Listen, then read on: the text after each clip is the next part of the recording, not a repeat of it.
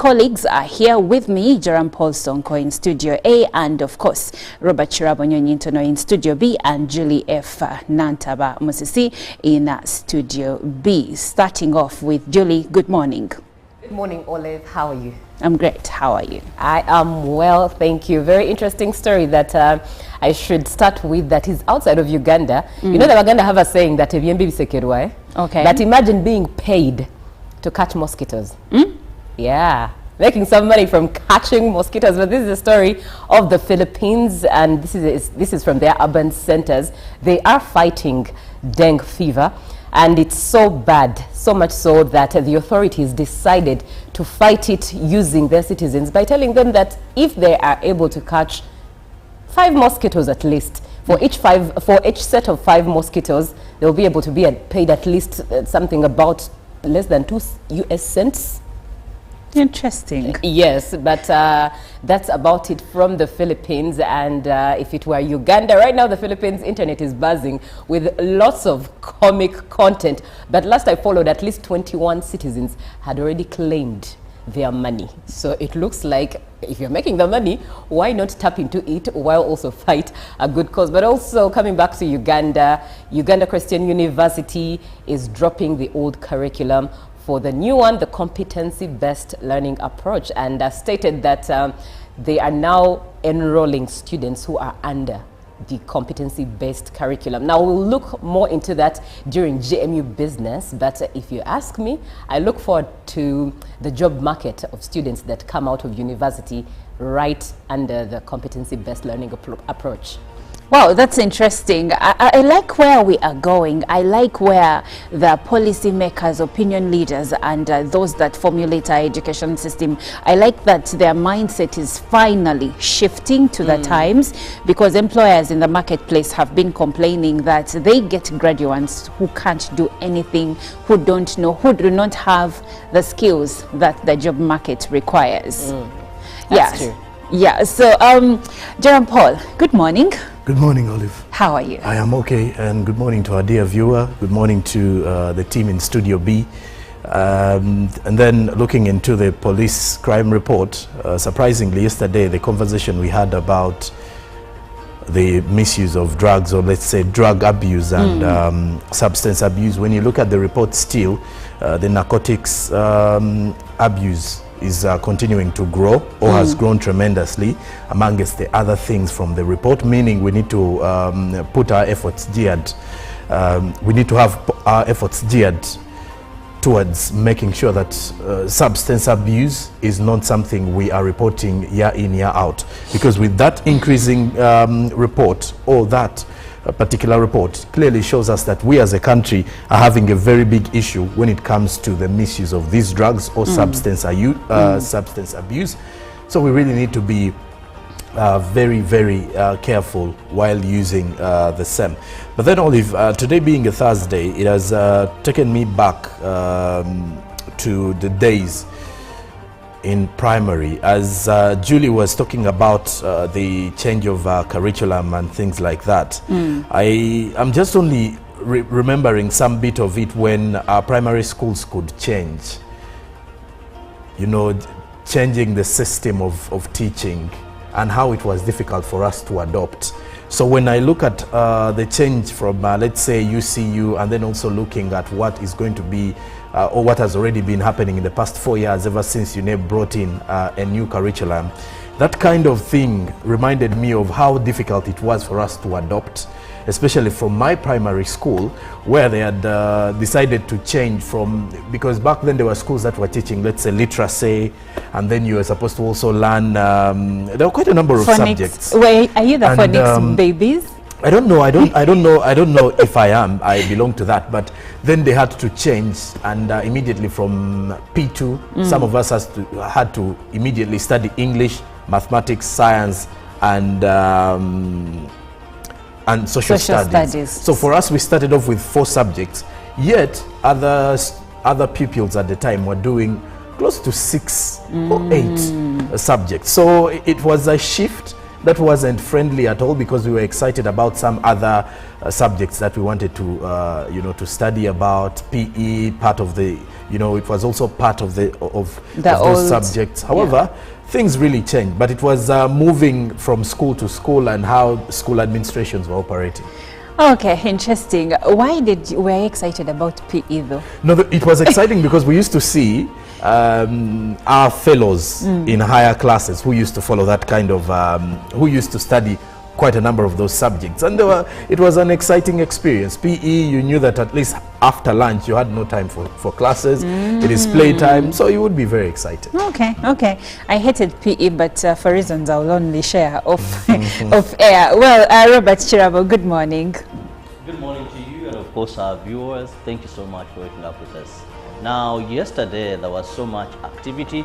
First, the police crime report that was giving us what 2024 was, and I want to pick interest on the side of traffic or accidents. Now, the year 2024, we lost 5,144 people in road accidents. Now, that is a big number. In 12 months period, if you're losing 5,144 persons in road accident, and that reflects to us losing about 14 people every day on Ugandan roads, according to the traffic report for last year.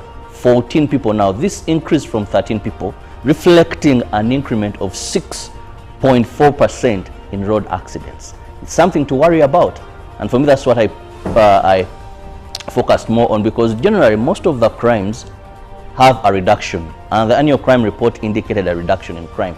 But it's very hurting that when it comes to road accidents, there was an increase.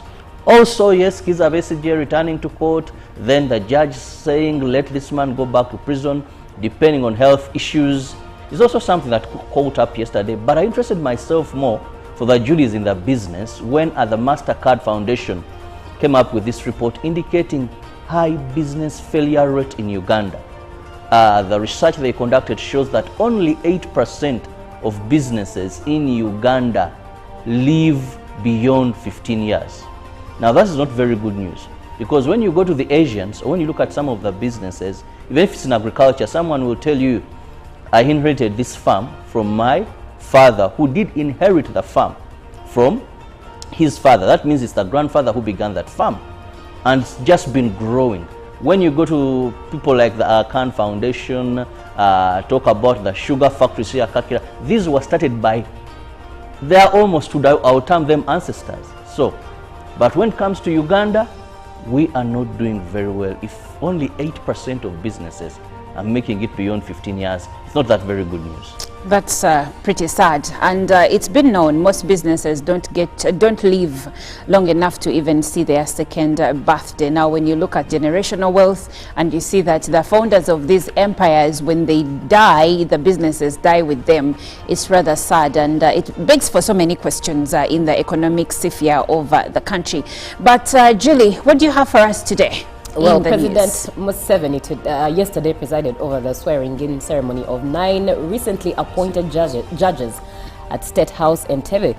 In his address during the ceremony, the president emphasized the importance of the role of judges, these judges, and the role that they will play in upholding the law and ensuring justice for all Ugandans. He made a compelling appeal for a justice system that aligns with Uganda's cultural and historical context, stressing the need for a legal framework that reflects African traditions rather than relying solely on Western models. The ceremony saw the official swearing-in of Honorable Justice Muzamiru Mutangula Kibedi, the Justice of the Supreme Court.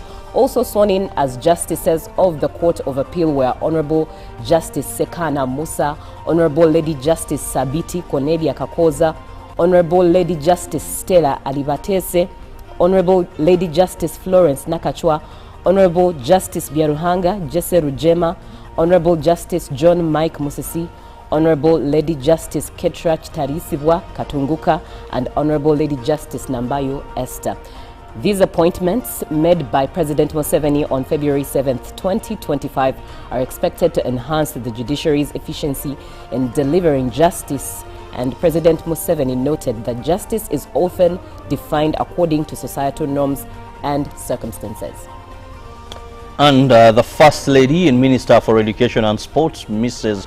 Janet Museveni, urged Ugandans to adopt an attitude of thanksgiving to God in all circumstances. She emphasized that thanksgiving acknowledges God's power over our lives, particularly when done in public. The First Lady addressed a large congregation at Nshere Church of Uganda, North Ankole Diocese in Kiruhura district. The gathering joined the family of Venerable Reverend Mishak Mwine Kihondwa, the Archdeacon, in the Thanksgiving service for the healing of Mrs. Hope Kihondwa and their children. The service was attended by the House of Clergy, religious leaders, Kiruhura area members of Parliament, Wilson Kachezenge and Jovans Renduru, the district local leaders, the RDC George Bakunda, and members of the liturgy. Venerable Reverend Misachi Kihondwa expressed gratitude for his wife Hope's recovery from a serious 2-year illness and for saving their children from life-threatening situations.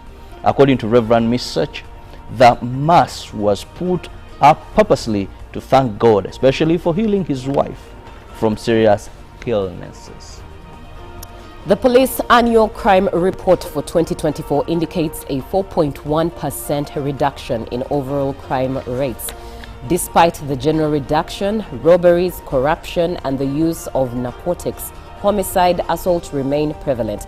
The Ruizi region has the highest crime rates, while the CID headquarters reported the fewest cases. The Inspector General of Police, Abbas Byakagaba, says that the implementation of the sub-county policing model will help bridge the gaps, strengthening efforts to address crime. The Uganda Police Force annual crime has revealed a decrease in crime with 218,715 cases registered in 2024 from 228,074 cases in 2023, a 4.1% decrease. Theft reportedly decreased by 6% from 65,901 to 61,521, while robberies increased from 7,768 to 8,163 in 2024. Arson, escape from lawful custody, domestic violence, sex-related offenses registered a decline, including terrorism, from 26 to 5 cases in 2024. Economic and corruption crimes increased from 12,924 to 13,107, representing 1.6%, while the use of narcotics remained high with 2,240 registered in 2024 compared to 2,113 in 2023.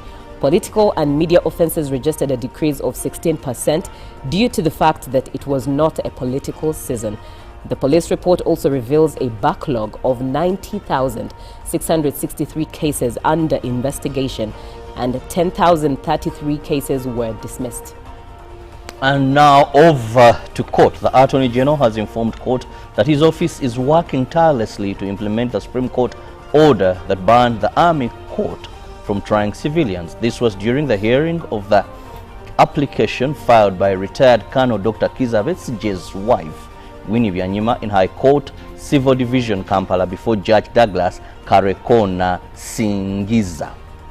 Security was beefed up at the High Court Civil Division in Kampala as retired Colonel Dr. Kizza Besigye and his lawyer Aaron Kizza appeared for the hearing of their applications they filed, demanding for their immediate release.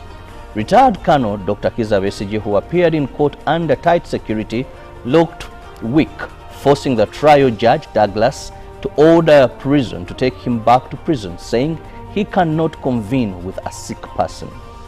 The court resumed after 10 minutes. Dr. Kizza Besigye's lawyer, Elias Lukwago, alleged that the accused's detention without medical care infringes on his rights. Lawyers also added that there is no lawful warrant and any pending charges sanctioned by the DPP's office against Kizza Besigye and Obed Dutale to appear in any civil court. Basing their views on the decision by the Supreme Court, lawyers disagreed with the Attorney General's move of transferring the files to the DPP's office, alleging that this was misconceived by the Attorney General. With this, they asked for order for the immediate release of Besigye. On to matters international news, where President Trump has spent the day yesterday attacking Ukraine's President Volodymyr Zelensky, calling him a dictator and deepening the rift between the two leaders. His attacks came after Zelensky, reacting to US-Russia talks in Saudi Arabia, from which Kyiv was excluded, said the US president was living in a disinformation space governed by Moscow. Speaking at a Saudi-backed investment meeting in Florida, Trump said the only thing Zelensky was really good at was playing Joe Biden like a fiddle. The dictator slur quickly prompted criticism from European leaders, including German Chancellor Olaf Scholz, who said it is simply wrong and dangerous to deny President Zelensky his democratic legitimacy. UK Prime Minister Sir Keir Starmer made it clear he backed Zelensky in a phone call to the Ukrainian president. A Downing Street spokesperson said Sir Keir expressed his support for President Zelensky as Ukraine's democratically elected leader. It was perfectly reasonable to suspend elections during wartime, as the UK did during World War II, the spokesperson added.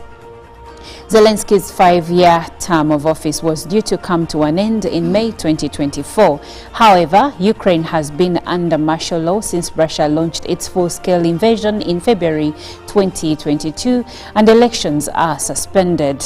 Swedish Prime Minister Ulf Kristersson also criticized Trump's use of the word dictator, while German Foreign Minister Annalena Baerbock called the comments absurd. Moving on, Hamas is to transfer to Israel the bodies of 4 hostages who have been held in Gaza since being taken alive in the group's attack on Israel on 7th October 2023. It has said they include a mother and 2 children from the Bibas family, whose unknown fate has gripped Israel since then. The youngest child, Kefil, was 9 months old. Hamas says the 4th body is that of Oded Lifshitz, 84, a veteran peace activist. It will mark the first time the group will have handed over dead hostages since the ceasefire began last month. Israeli Prime Minister Benjamin Netanyahu said the heart of the entire nation is torn, adding that Israel was dealing with monsters. 6 living hostages are due to be freed on Saturday. The news, though unconfirmed by the Israeli government, that Shiri Bibas, 33, and her sons, who would now be aged 5 and 2, are dead, triggered an outpouring of grief across the country. The government says it will only confirm the names of the dead after forensic examinations. In a statement, the Bibas family in Israel said it was in turmoil, adding that until we receive definitive confirmation, our journey is not over. It is unclear how the 4 bodies will be handed over, though the Red Cross, which has received the hostages so far released alive by Hamas, has called for a dignified handover. We must be clear, any degrading treatment during release operations is unacceptable, it said in a statement on Wednesday night. And lastly, first pharaoh's tomb found in Egypt since Tutankhamun's. Egyptologists have discovered the first tomb of a pharaoh since Tutankhamun's was uncovered over a century ago. King Thutmose II's tomb was the last undiscovered royal tomb of the 18th Egyptian dynasty. A British Egyptian team has located it in the western valleys of the Theban necropolis near the city of Luxor. Researchers had thought the burial chambers of the 18th dynasty pharaohs were more than 2 kilometers away, closer to the Valley of the Kings. The crew found it in an area associated with the resting places of royal women, but when they got into the burial chamber, they found it decorated, the sign of a pharaoh. Part of the ceiling was still intact, a blue painted ceiling with yellow stars on it. and blue-painted ceilings with yellow stars are only found in King's Tombs, said the field director of the mission, Dr. Pius Litherland. He told the BBC's News Hour program he felt overwhelmed in the moment. The emotion of getting into these things is just one of the extraordinary bewilderment, because when you come across something you're not expecting to find, it is emotionally extremely turbulent, really, he said. And when I came out, my wife was waiting outside and the only thing I could do was burst into tears. Dr. Litherland said the discovery solved the mystery of where the tombs of early 18th dynasty kings are located. Researchers found Thutmose, the second's mummified remains, two centuries ago, but its original burial site had never been located. Well, that does it for our international news. Now let's have a look at the press. Well, in the New Vision, soldiers raid government farm and steal cows, breeding cattle worth 3 billion shillings stolen at gunpoint, writes the New Vision, as digital number plates projects hits snag. Still with the New Vision today. Now, crime worst hit districts have been named in the crime report. Looking at region per region, Rampara is topping the list of 2024, followed by Old Kampala, Katwe, Luero, Kawempe, Mukono, Wiende, Jinja, Tungamo, Kasangati, Mayuge, Bukwo, Jinja Road and Kwen, having more cases reported. And then detention, Besige to no fate in 5 days, as Justice Douglas Karekona Singiza of the Civil Division of the High Court directed lawyers representing Dr. Kiza Besige and his aide Haj Obed Lutale and the entire state and the state attorneys to file their submissions by the end of business today, saying that will deliver a ruling before February 25th. Now, newly appointed judges sworn in as First Lady also tips Ugandans on Thanksgiving attitude. Then away from that, the Daily Monitor, second court-martial, call for caution, with members of parliament of the NRM party set to meet President Museveni tomorrow to discuss introducing changes to the UPDF Act 2005. Legal minds and human rights activists have warned both the president, his executive and NRM MPs to treat carefully and desist from enacting a law that may pose adverse consequences. Then 4 NUP officials abducted, according to Chagulanyi. Now in the DM today, ours is not just a car, it's a legacy. Which car is being talked about? Passionate Land Rover owners share their love for their 1988 model. Now 26 people are killed every day according to the police crime report. And then business, Uganda's tax ratio to GDP stagnates at 13%. That is something you can pick up from the Daily Monitor today. Now the Daily Nation, Kome, top judges fight for survival. Controversy, lawyers Ahmed Nasir and Havi among those who have filed petitions with the GSC. Now, Chief Justice Martha Koome at a past event, then you can easily see some of those that are fighting for survival of their roles. At the front page, you can see the Supreme Court justices. Now, mini polls, acid test for Ruto and Raila, as 10 billion Kenyan shillings deal to light up homes in 14 counties has been revealed. Then watch this space, Gachagua and Kalonzo to unveil new political pact. Then also, Britain vanishes a day after arriving in Kenya. Now the DCI seeks Interpol's help to trace man aged 58. Then in the matters to do with the Citizen, 26 oil and gas blocks up for grabs next month, as the Chama cha Mapinduzi warns members involved in premature election campaigns. Then in matters national proposal, experts call for unit to enforce regional courts in rulings. And then dedicated climate financing department is in the pipeline. Hope as another shareholder joins mortgage firm. Who is that? Details in the dailies today. Well, thank you so much, Joram Paul. Now let's take a short break. Today being Thursday, we take you back in time with the music, and here is Juliana Kanyomo's featuring Bushoke Usiende Mbali. When we come back, we'll be speaking matters a crime report that was released by the Uganda Police Force.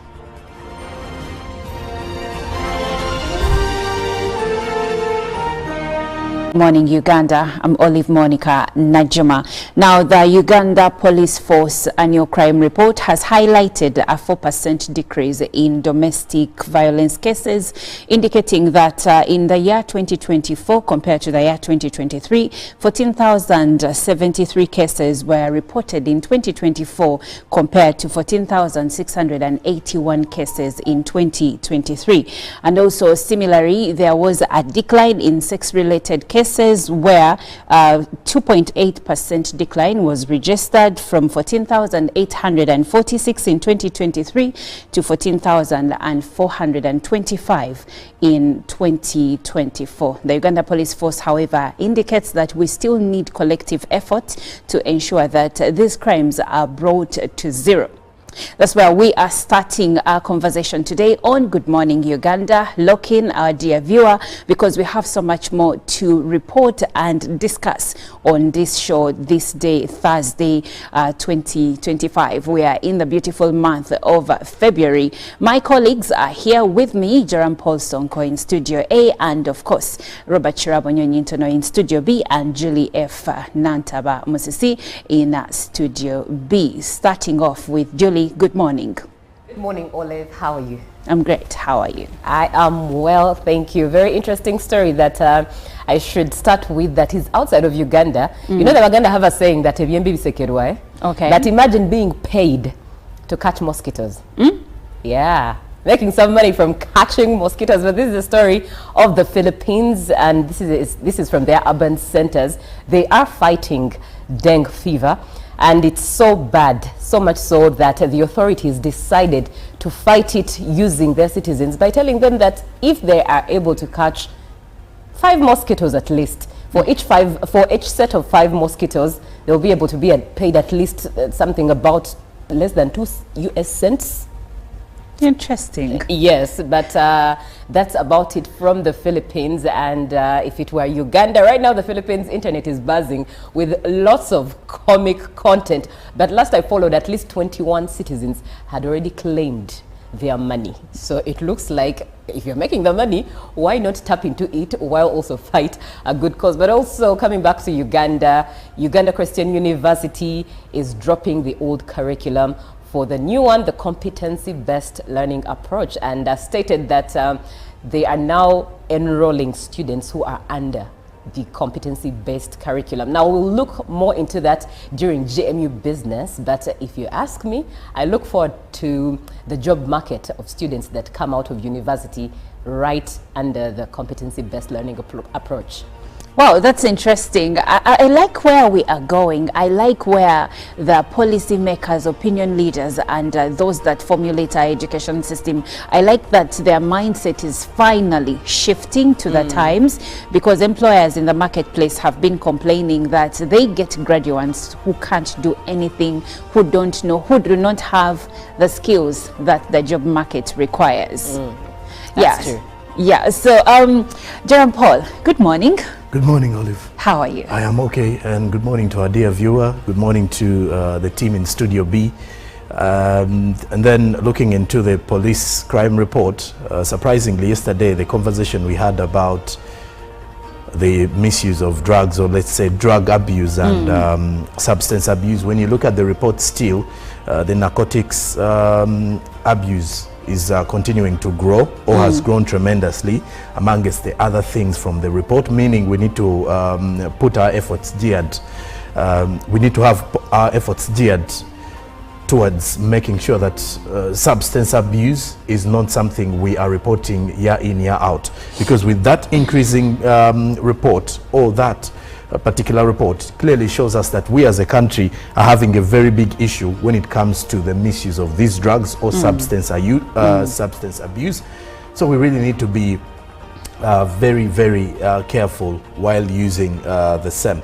But then, Olive, today being a Thursday, it has taken me back to the days in primary, as Julie was talking about the change of curriculum and things like that. I'm just only remembering some bit of it when our primary schools could change. You know, changing the system of teaching, and how it was difficult for us to adopt.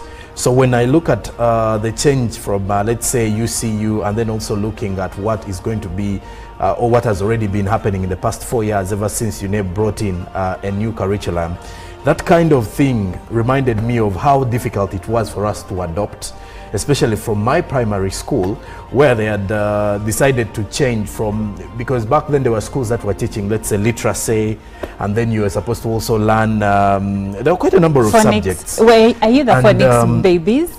I don't know. I don't know if I am. I belong to that. But then they had to change, and immediately from P2, some of us had to immediately study English, mathematics, science, and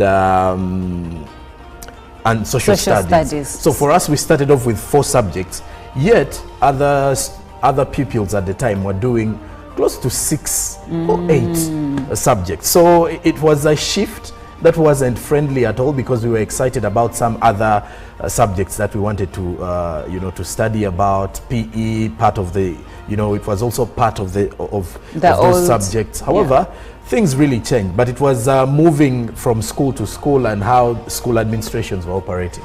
Okay, interesting. Why were you excited about PE though? No, it was exciting because we used to see our fellows in higher classes who used to follow that kind of, who used to study quite a number of those subjects, and it was an exciting experience. PE, you knew that at least after lunch you had no time for classes. It is playtime, so you would be very excited. Okay.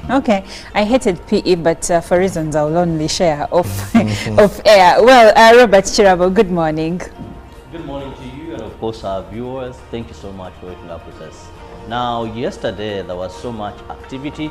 First, the police crime report that was giving us what 2024 was, and I want to pick interest on the side of traffic or accidents. Now, the year 2024, we lost 5,144 people in road accidents.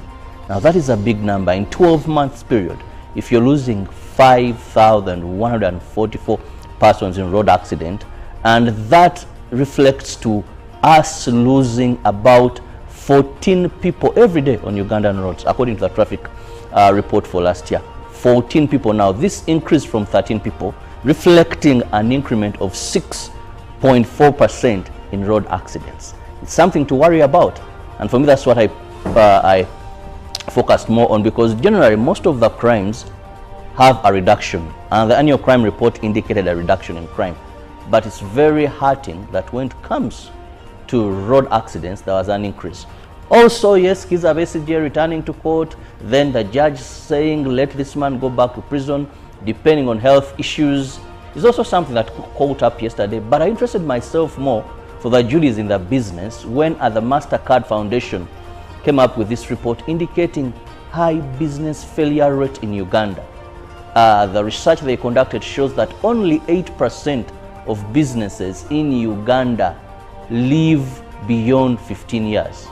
Now, that is not very good news, because when you go to the Asians, or when you look at some of the businesses, even if it's in agriculture, someone will tell you, I inherited this farm from my father, who did inherit the farm from his father. That means it's the grandfather who began that farm, and it's just been growing. When you go to people like the Archaeological Foundation, talk about the sugar factories here, Kakira, these were started by their almost, I'll term them, ancestors. So, but when it comes to Uganda, we are not doing very well. If only 8% of businesses are making it beyond 15 years, it's not that very good news.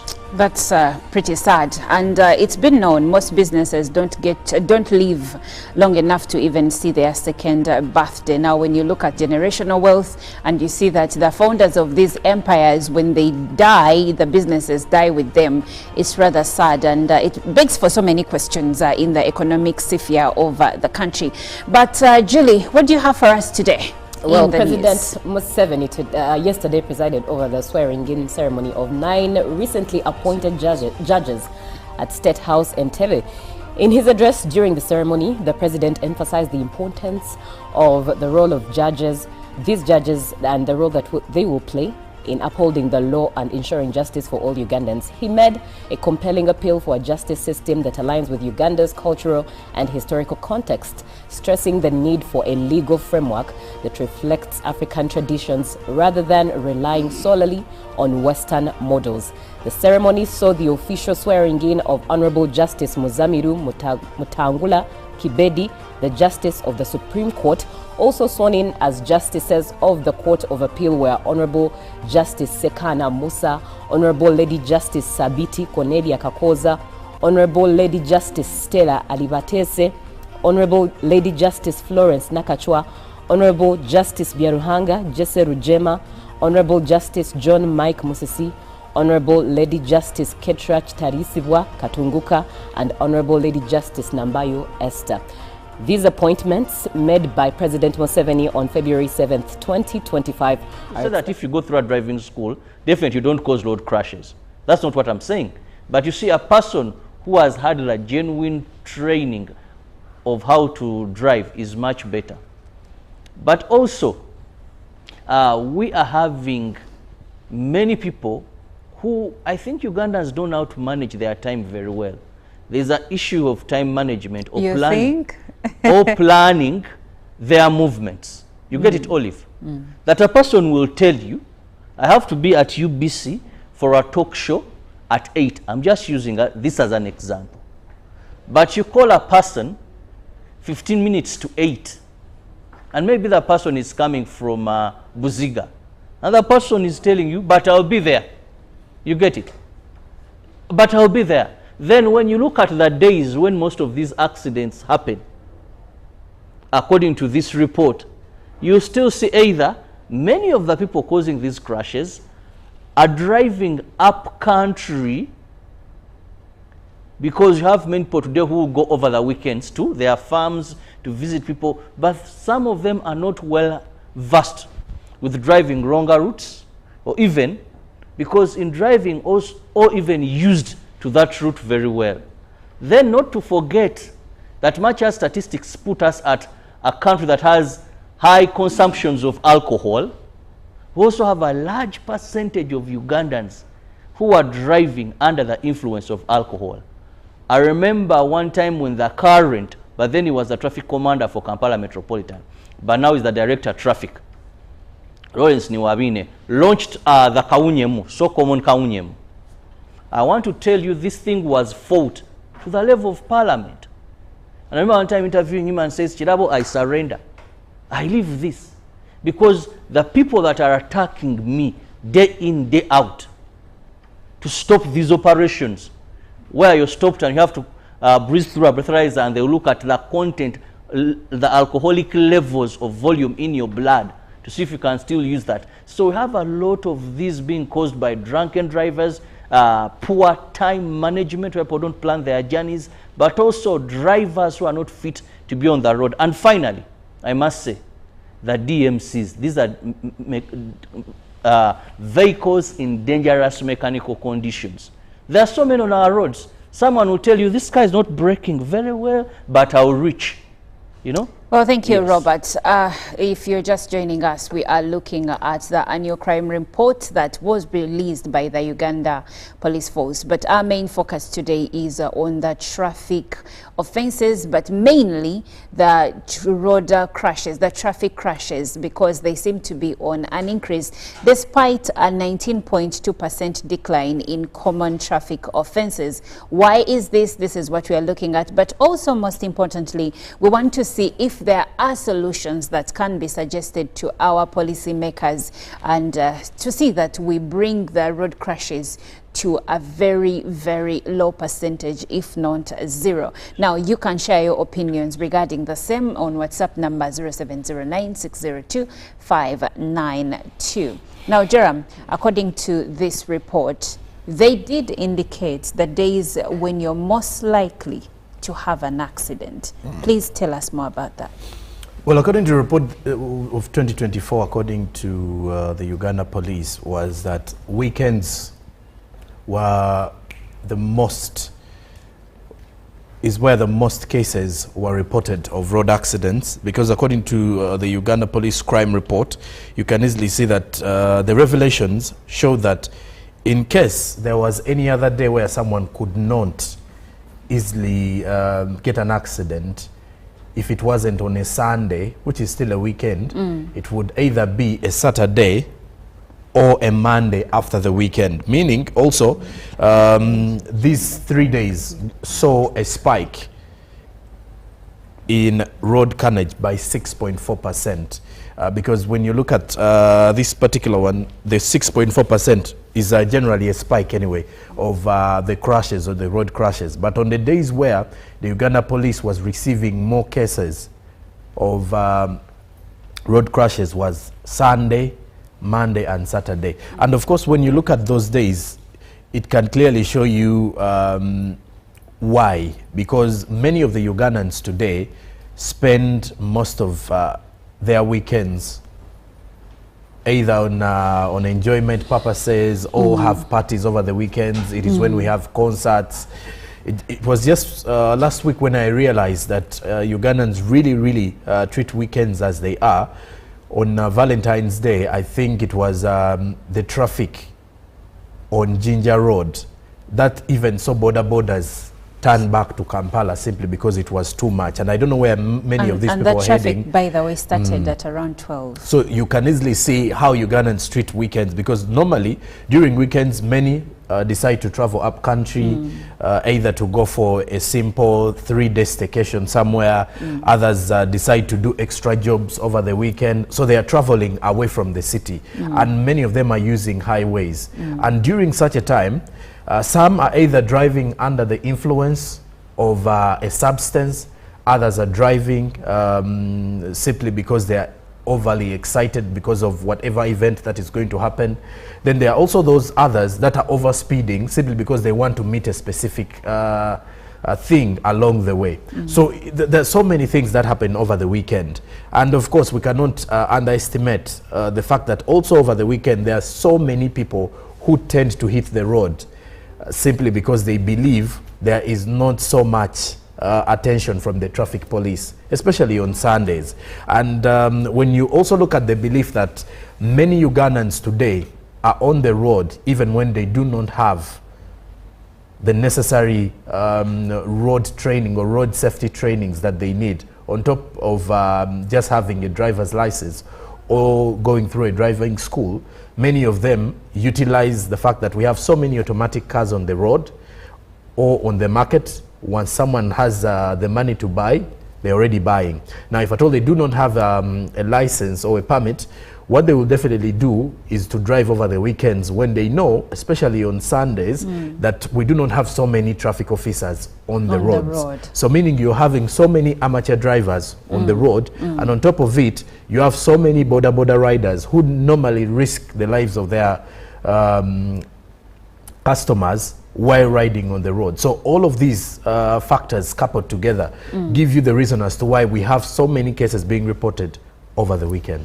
Okay, Jerome, looking at some of the solutions, when you look at the West, that is in developed countries, they use technology to deter reckless driving. So how can we incorporate that into what we already have to ensure that people actually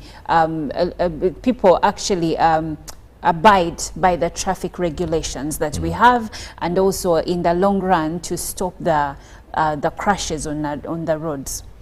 Well, I think unfortunately for us as a country is that it's I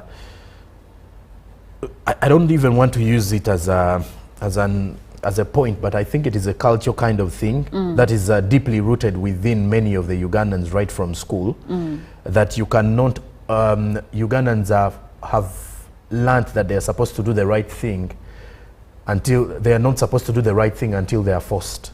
When you look at the impunity on our roads today, the kind of impatience that we have, it is something that is deeply rooted from schools, where Ugandans are defiant at times.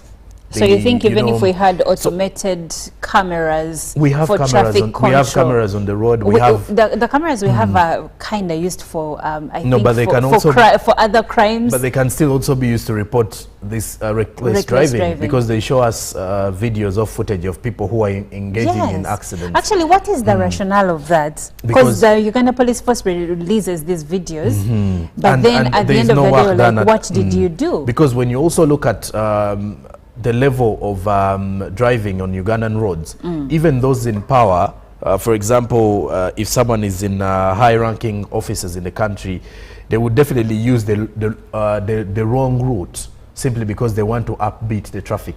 So when you look at this, we are so impatient as Ugandan road users.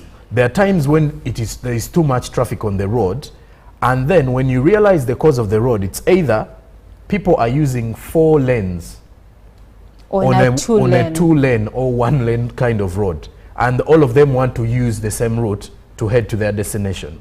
And the worst bit of it is we have traffic officers who are standing at traffic lights doing the job of a traffic light, and I still have this belief in me that traffic officers are high contributors to the traffic jam we have today. I agree with you. Because you cannot stop vehicles at, let's say, Ginger Road, and yet your colleague somewhere close by has released vehicles to move. So meaning, someone has released vehicles, you are stopping them. Also, when they stop vehicles, I've been timing the it's way beyond even 5 minutes. Because the lights will stop you for 2 minutes.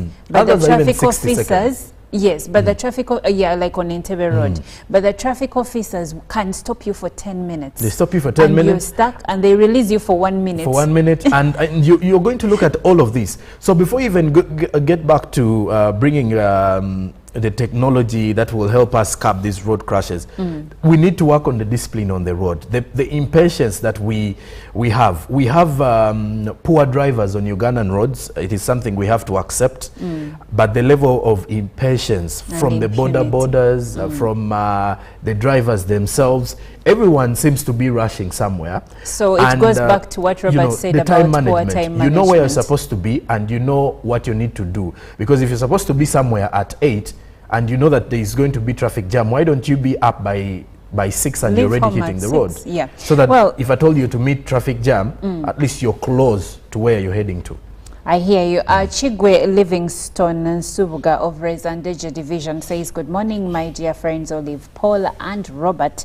My name is Chigwe. Yes, Chigwe, good morning. He says, we have 3 major causes of road accidents, namely alcohol, incompetent drivers, and poor infrastructure. I always use the Entebbe Express Highway. People have lost their lives almost daily because of incompetent drivers and alcoholism. Poor road network, you will find that drivers are driving on wrong sides of the road to avoid potholes in the road. It's my prayer that the police traffic streamline their professional work without kitu kidogo for people with DMC cars and unlicensed drivers. Thank you, team. Good morning, Uganda. Thank you, Kigwe. Kigwe is saying something I have always seen. Remember, in school, primary, they normally ask the children what are the causes of road accidents. And the children, without knowing what the true meaning of their answers are, they say poor road infrastructure. But Robert, you've ridden on these roads. You know that half the time you're driving in a wrong lane because you're avoiding a pothole. So in your parting shot, please comment on Chigwe's comment. Well, the issue of roads is also relatively in Uganda, because I've seen roads that have been worked on and there is high rate of road accidents. If you remember Masaka Road, even police had to come up with Operation Fika Salama. No doubt bad roads are a problem because accidents occur when people dodge potholes, but also it all goes back to the person driving, you people. Because a good driver knows what they call defensive driving. A good driver must have in fact that this is a bad road, I have to reduce speed. So the challenge we have is we are having people who are not professional enough to be sitting behind the wheels or riding. Then the other problem is we are having the corruption tendency of traffic officers, that many who would be arrested are not arrested. Finally, I just want to hit on something small that Sonko and you pointed out about traffic officers. Now, the Road Safety and Traffic Act gives a traffic officer power to violate traffic lights. You talked about sometimes the delays that happen. Now, the traffic officer at a particular position is mandated and has the power, unless he finds it normal that the lights are perfecting that job. So, and the traffic differs. If someone is coming from UBC and going down to Ginger Road, the traffic officer knows that the traffic coming from this direction is not as much as that coming from the main Ginger Road, which is a highway. So it will hold you more and release the other vehicles more because it's more traffic coming into the city. The traffic officer knows that more cars are coming from the old park downtown heading to the highway of Ginger Road. So he will release them more and keep you longer. So that is the dynamic in that. Longer, 10 minutes. Robert, I've ever been stuck at Queensway for over 20 minutes because it looked like the traffic police officer had even forgotten about us at all. But anyway, thank you so much for being a part of the conversation. Jerome, in a few seconds, your parting remarks. Well, my parting remarks would definitely be on the fact that at least we have good news coming in from the report showing a little bit of a decline from the crime rates in the country. But the fact that the report also highlights that narcotics use in this country is increasing, that worries me. And on the side of road crashes, I think we all need to play our part, especially in avoidable accidents, because there are scenarios that are quite avoidable. And then for those that you know, fateful accidents where there is literally nothing you can do to control the outcome of anything, then well and good. But for those that we can deal with, the patience on the road, the impunity of those in power when it comes to, you know, using the long lanes while on the road, I think we need to work on that so that one way or the other we can all benefit. But then also for the drivers, we should exercise good driving skills while we are on the roads.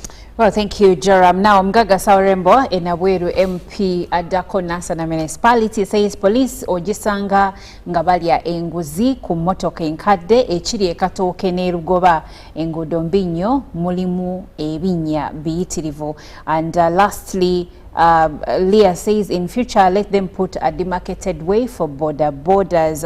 Thank you so much for your views, and this is where the conversation will end. But Good Morning Uganda does continue.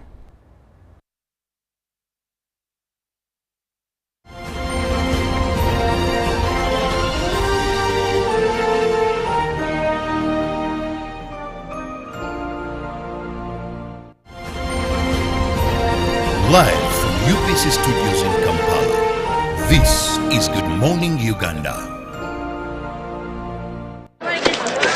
Juko. Yo. Wachikuwa. Check the shopping, man. What's your secret? Uganda, haven't you heard of the parish development model PDM? Yes, I did, but I thought it was just a talk. No, Sebatia. It is real. I and a few friends together formed a circle, accessed money from the PDM, invested in a portrait project, and now things are moving.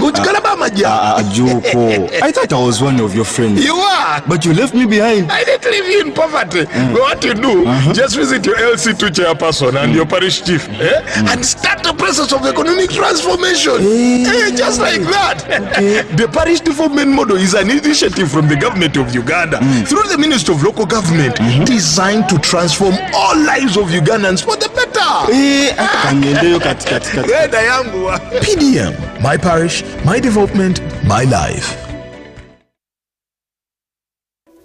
In a nation hungry for truth, a world where every story matters, there exists a beacon of trust and reliability. For decades, they've been our voice and our window to the world, holding the mirror of our history. With 4 TV stations and 11 radio channels spanning 27 languages, they stand as guardians of information, defenders of truth. With Mascari Heritage Advantage, they uphold every citizen's right to reliable and free information. Their archive stories shaped our past and illuminate our present. Yet now, as new challenges arise and the world evolves, their mission faces its greatest test yet. Be part of our journey and let's navigate the unknown, uncover the untold, and safeguard our future together. Tune into your public broadcaster, for it is the intersection of trust and truth. Because to UBC, your story, and every voice matters. UBC, inspiring Uganda.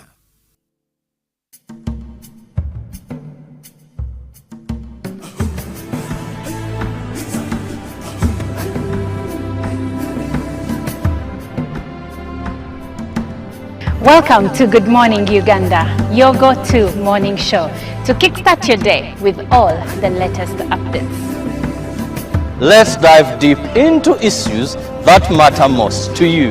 In a world of stories waiting to be told, the headlines are your guide. Navigate the currents of news and knowledge with our daily updates of newspapers. Stay informed, stay empowered. From the roar of the crowd to the thunder of victory, witness the drama unfold with our sports updates. Whether on the field or in the stands, join us as we celebrate the spirit of champions. Rise with Good Morning Uganda, weekdays from 6:30 a.m.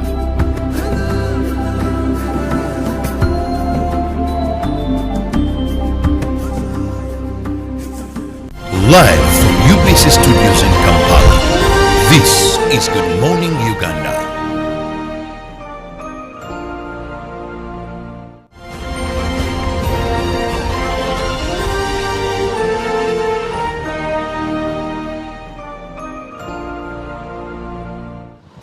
Our preacher and thankful Lord is the new norm of saying good morning. Well, good morning and thank you for joining us on the GMU Tourism Express. My name is Zakia Lucky and today we'll be discussing hospitality. I love and have heard so many times that Uganda has the most hospitable people, and you can bear me witness. I've seen this in very many parts of the country, and indeed Uganda has the most hospitable people. So I cannot wait to digest this particular topic. And when you talk about hospitality, for me, I'm thinking about good services, the smiles, and how best we package what we have to different people coming from different areas. And one of the things that interested me in this particular restaurant where I'm seated is when I walked in, there was just a lady seated at the entrance, and how she stood up with a very bright smile, leading me to where I can sit, pulling the seat for me and sitting was a very good gesture and gave me interest. Ladies these days love gentlemen. If you're not getting that, at least get it from the restaurant. If your man is not pulling the seat for you, as you get yourself seated, at least get it here. And which also reminds me about my experience at Fanero. When you walk into Fanero, guys, the first thing I looked at was a lot of people, and I was wondering if I'll come back in the same, hustle. But there was this particular guy that walked to me after prayers, and he said, "Sister, thank you for coming. If you think about coming again, please, your seat will be ready." I felt so relieved. I'm like, wow, I'll come because my seat is ready without the hassle of, finding where to sit. But I have a very beautiful lady next to me that will be helping us digest hospitality in tourism. I'll let her introduce herself and tell us more about hospitality and why it's important in the tourism industry. My name is Amanda Shadia. I'm the manager of Murphy's Heroes Paradisio restaurant in Kampala. It's nice to meet you. Nice to meet you too. And thank you for having us at Murphy's. No, I stop. Okay, so Shadia, like I earlier said, I was impressed by the lady's smile and how she, walked me to where I'm supposed to sit, pulled the seat for me and made me comfortable. Are these one of the things that you're introduced to or trained in this industry? Well, one thing about this industry is you have to make your client, your guest, feel comfortable. And with this, it justifies the hospitality of Ugandans, and we try as much as possible to keep it as that, because out in the world, people believe and know we are the most hospitable country. And therefore, hospitality, and also in the tourism industry, which attracts different people from different parts of the world, we appreciate and we very much practice simple acts of kindness that make people feel comfortable. Have someone come in, pull out the chair for them, offer them a drink, greet them with a smile. So it's just the little things that make hospitality. Yes. But let's start with a smile. Why do you smile at every guest? Well, a smile is a simple gesture of I am comfortable with you, or you're welcome, because in cases where you're not comfortable with someone, you will not smile with them, or you'll not smile to them. So in order to make someone feel comfortable, a smile is the most welcoming, because you may tell someone, oh, you're welcome. And they'll be like, since I'm intruding someone's business, but when you put on a smile, someone will feel like, oh, it's comfortable here. So I'm definitely coming in and I'm definitely sitting here. And what are some of the things that have made you stand out in this particular space, in this restaurant? Well, one, in hospitality, all you always have to know is a client is king. A client needs a way ahead of your own needs as a restaurant or as a hospitality facility. Yes. So when a client comes in, just make sure you make them feel at home. You know, you have to create that other home for them that they do not experience back at home. That is why when you enter a restaurant, you go into a lodge, the things we find there are things we consider luxurious. Yes. Because we want to give you that warm feel of, okay, I'm away from home, but I'm comfortable, because someone would rather say, no, I can get this from home. But at home, you don't have someone to welcome you into your own space. You don't have someone to pull out a chair for you. You don't have someone to ask you what you would want to eat or what you would want to drink. You don't have someone to apologize for the little things that were wrong. So that is why we try in hospitality to make sure that when someone leaves home, they're comfortable with us. They feel welcomed, they feel loved, respected, and they get value for money. Because value for money does not come from money itself, but it comes from the little practices that we accompany with a given product we are selling. If it's a glass of juice, I offer you a straw, you feel like, oh, I was going to take this without a straw, but this is really kind and nice.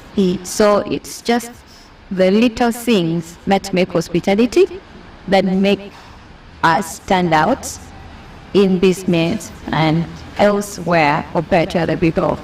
And maybe to take us through those little things. What are some of those little things? Some of the little things are a smile, then language. You have to know your audience. Because you're not going to treat an older person as much as you treat a child. So just the little things where someone will know that when I go to my office, my child is given a baby seat. That is hospitality, because someone else will just let you sit with your child and they sit on your laps while you eat. And then language when it comes to hospitality, because it is a trade business, but at the same time, we are not going to trade how other people trade. You have to be kind, you have to be polite, okay? You have to be in the know of, I'm in the wrong, however much you're not in the wrong, because our clients are the biggest, are the most important people in our hospitality business. Yes. So You have to be really a good decision maker. You have to be very respondent. All that goes back to hospitality, you know? Because if someone came in here and then we just looked at you, we're not being responsive. There is a client, she wants something, but we're like, we shall attend to that person later, right? So is my man. And that is all the language. Yes, language is very, and then appearance. And hospitality, appearance is very, very crucial, because if for someone to feel comfortable in your space, it has to be smart, it has to be neat, as well as the people handling or responding to the person in your space. For instance, if a client came and maybe they want a glass of juice, and then you bring this glass when it's tainted with dust or something, yes, they won't feel comfortable. So definitely when they're giving back a review or feedback, they'll be like, those people are not hospitable, it's not comfortable eating from that place. And then also part of the hospitality, we have the ambience of a given space. So as you're creating a hospitality facility, there have to be things that attract people that they cannot find home and that they cannot find elsewhere. That's why if you're keen, if you've been to a safari, wildlife safari, the lodges are placed in the most deserted areas where perhaps viewers, and it's in a bush, but it's comfortable. Exactly. So to give people time to, appreciate what they do not have back at home. So the same thing with restaurants. We try as much as possible to give you different cutlery, glasses, the lighting, simple stuff. Talking about the ambience, when I walked in, I realized it was serene. That would help anyone, calm down their mood. The music here was really soft. Like straight up, my mood changed and I was in, to feel comfortable in this particular space. Now, talking of good services, how are you packaging whatever how you handle your clients, what you present to them in terms of good services to hospitality? So in terms of good service, we have role play, whereby specific people do specific jobs. So that means we expect the very best of you when you're doing your work. We do not expect the chef to be the one delivering the food that they have prepared. We do not expect the host to be the one running back and forth to the kitchen, making sure the client's order is ready. So we have different people carrying on different roles, so that we save up on time for a client to get what they asked for, and we can also ensure that there is no mix-up. Hospitality is not segregative, is that line that I have picked from this. So if you're out there and you are treating these people differently, you're going to miss out on how to have these people come back to your places. It's not about just restaurants, but other places, like I gave my experience with church. It has been a very long conversation, but we'll pick up from here tomorrow and make it a point to join us again tomorrow on this show at 7:30 a.m. Thank you.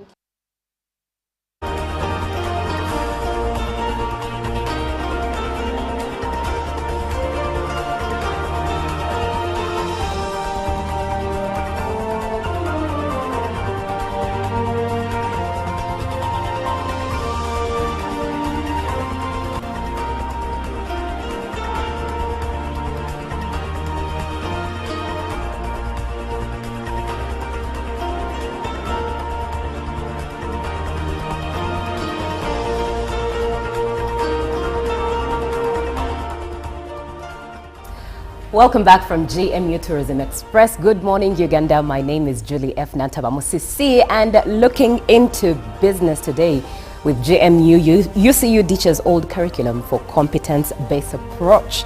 Now, Uganda Christian University has announced that it will no longer admit students who have studied under the old curriculum, opting instead for a competence-based approach. Now, this is according to Dr. John Chitayimbwa, Deputy Vice Chancellor of Academic Affairs. And he says that the decision is aimed at producing graduates who are equipped with employable skills that are competitive in the job market. He is quoted to have said that we have stopped admission to the old curriculum and are taking this opportunity to realign it to become competency-based, because you cannot pass on what you don't have. This was said by Dr. Chitayimbwa. And remember that the new curriculum was rolled out in 2020, and it focuses on generic skills such as critical thinking, creativity, innovation, digital literacy, numeracy, and communication, as well as problem solving, collaboration, and self-directed learning. Now, he says that to achieve this, UCU is introducing changes to its education program, including reducing classroom time and increasing practical experience. And he says that students will not be in class for 5 days as it has been, but will have classes for 4 days, and 1 day will be to work with friends in the marketplaces. Now, there is a quote that reads, "Success is the sum of small efforts repeated day in and day out." And for me, this quote definitely speaks into a greater and higher trajectory for Uganda's economy for as long as this new curriculum takes its course. But let's look at matters tech. Just imagine having a robot for house help. I know, but Mark Zuckerberg is eyeing humanoid robots for home assistance, and Meta may be working on developing both hardware and software for humanoid robots. And the apparent report suggests that a new team within Meta's Reality Labs division will start working on humanoid robots hardware that can help with household chores.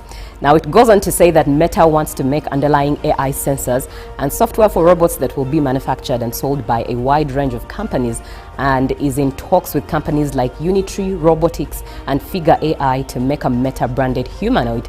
This means that Meta might not initially launch an in-house developed robot, but might be looking to achieve what Google and Qualcomm did with Android and Snapdragon chips in the smartphone sector. Now, this is one to nudge your thoughts. In case this eventually came to Uganda, would it actually save you some good shillings if you had a robot for a house help ultimately, or is it a conversation of cost-benefit effect? But where does this leave the aspect of human relations at that? But looking into the forex rates today, as of 19th February 2025, the US dollar opened at 3,679.45 and at buying, and was selling at 3,689.5. By midday, it was at 3,677.59, buying and selling at 3,687.59, and closed in at 3,672.50 at buying and sold at 3,682.50.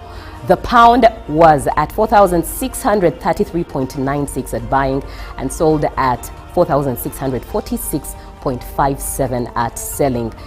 Euro was at 3,838.86 at buying and sold at 3,849.31 at selling. The Kenyan shilling was buying at 28.41 and sold at 28.49. The Tanzanian shilling was at 1.40, buying and sold at 1.41 at selling. And the South African rand was at 199.00 and sold at 199.54.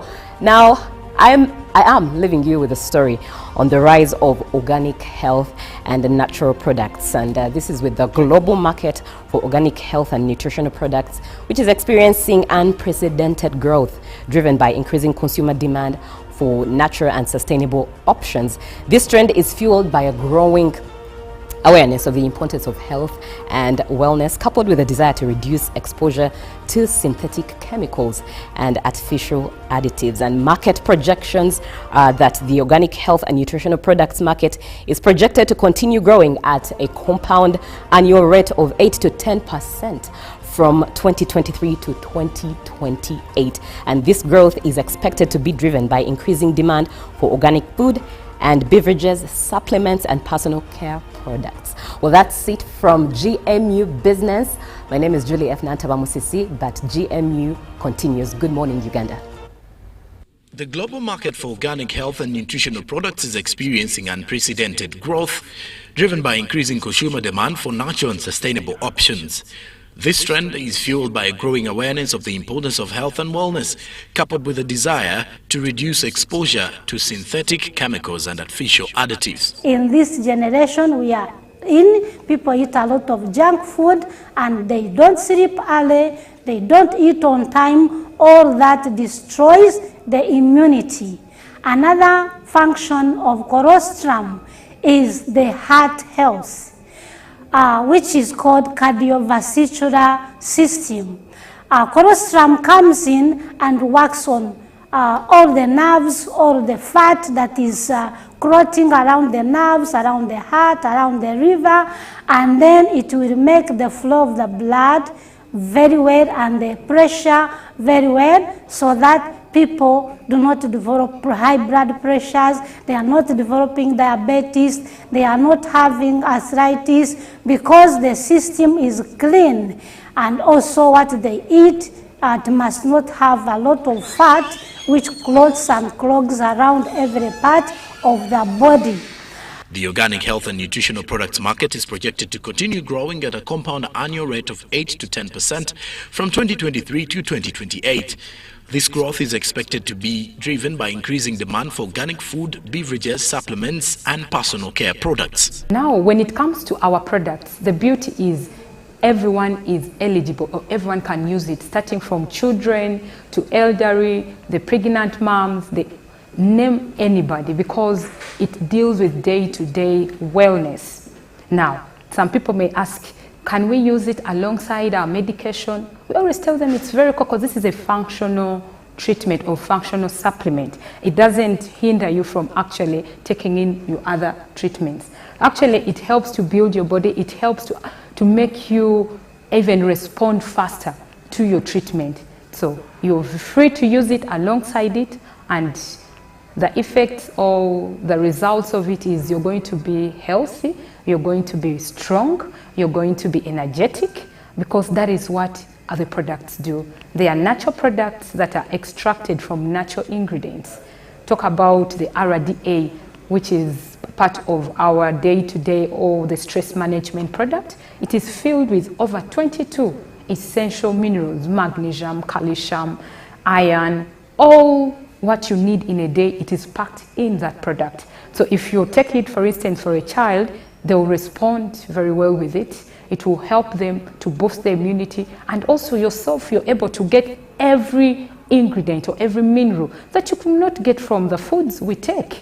So when you take in the products, you're going to be able to actually receive your daily requirements in line with the products, in line with the nutrients and minerals that you should be taking.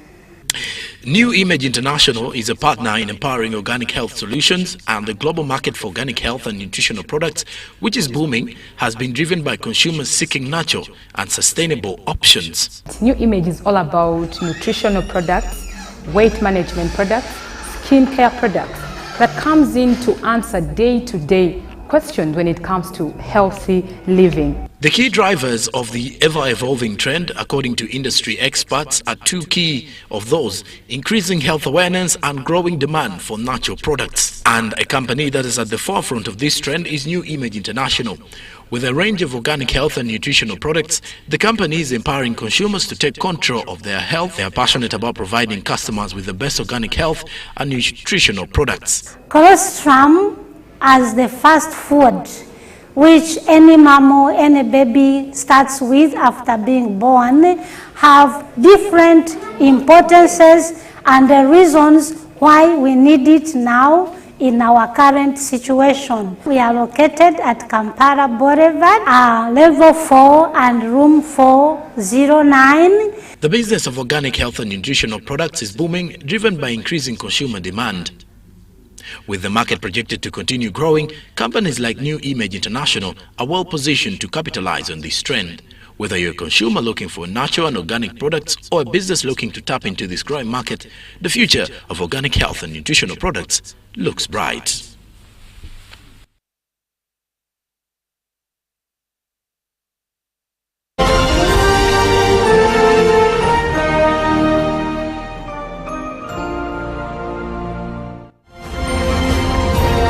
Live from UBC studios in Kampala, this is Good Morning Uganda. Pick of the day on UBC. He expected me to die like within the first 2 years. Out of the blue, the child will get pains, especially in the wrists. And this happens commonly when children are starting to walk. Was brought to you by You can now get all the Chibuzi out with MTN voice bundles. Call all networks. Kubei Dondoro. Buy a 25-minute voice bundle for only 1,000. Or buy any daily voice bundle of your choice. Dial *100 *21 hash and select daily, or use the My MTN app. When we talk together, we are unstoppable.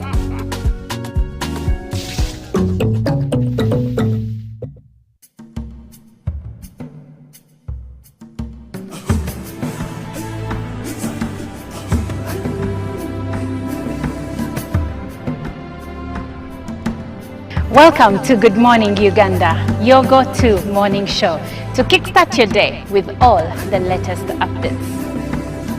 Let's dive deep into issues that matter most to you. In a world of stories waiting to be told, the headlines are your guide. Navigate the currents of news and knowledge with our daily updates of newspapers. Stay informed, stay empowered. From the roar of the crowd to the thunder of victory, witness the drama unfold with our sports updates. Whether on the field or in the stands, join us as we celebrate the spirit of champions. Rise with Good Morning Uganda, weekdays from 6:30 a.m.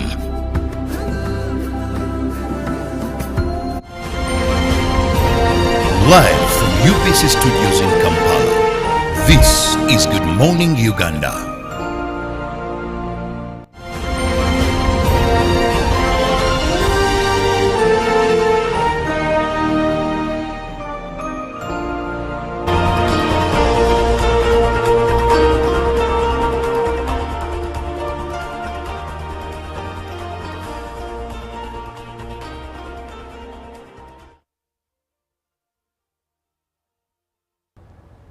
Well, good morning once again. It's time for our agenda segment, 3 minutes past the hour of 8 a.m. My name is Olive Monica Najuma, and I welcome you in a special way today on Good Morning Uganda, because you do a special thing being a part of our conversations here every single morning. So to every viewer that sends in their comments, suggestions, questions during each and every one of our conversations, or any of our conversations, I say thank you. You are the reason why we do what we do, because you, together with us, we are changing lives, one life at a time. So welcome on Good Morning Uganda today. Now, yesterday, the Uganda Police Force did release an annual crime report, and according to the crime report for 2024, they revealed that there is a 4.1% reduction in crime rates across the country,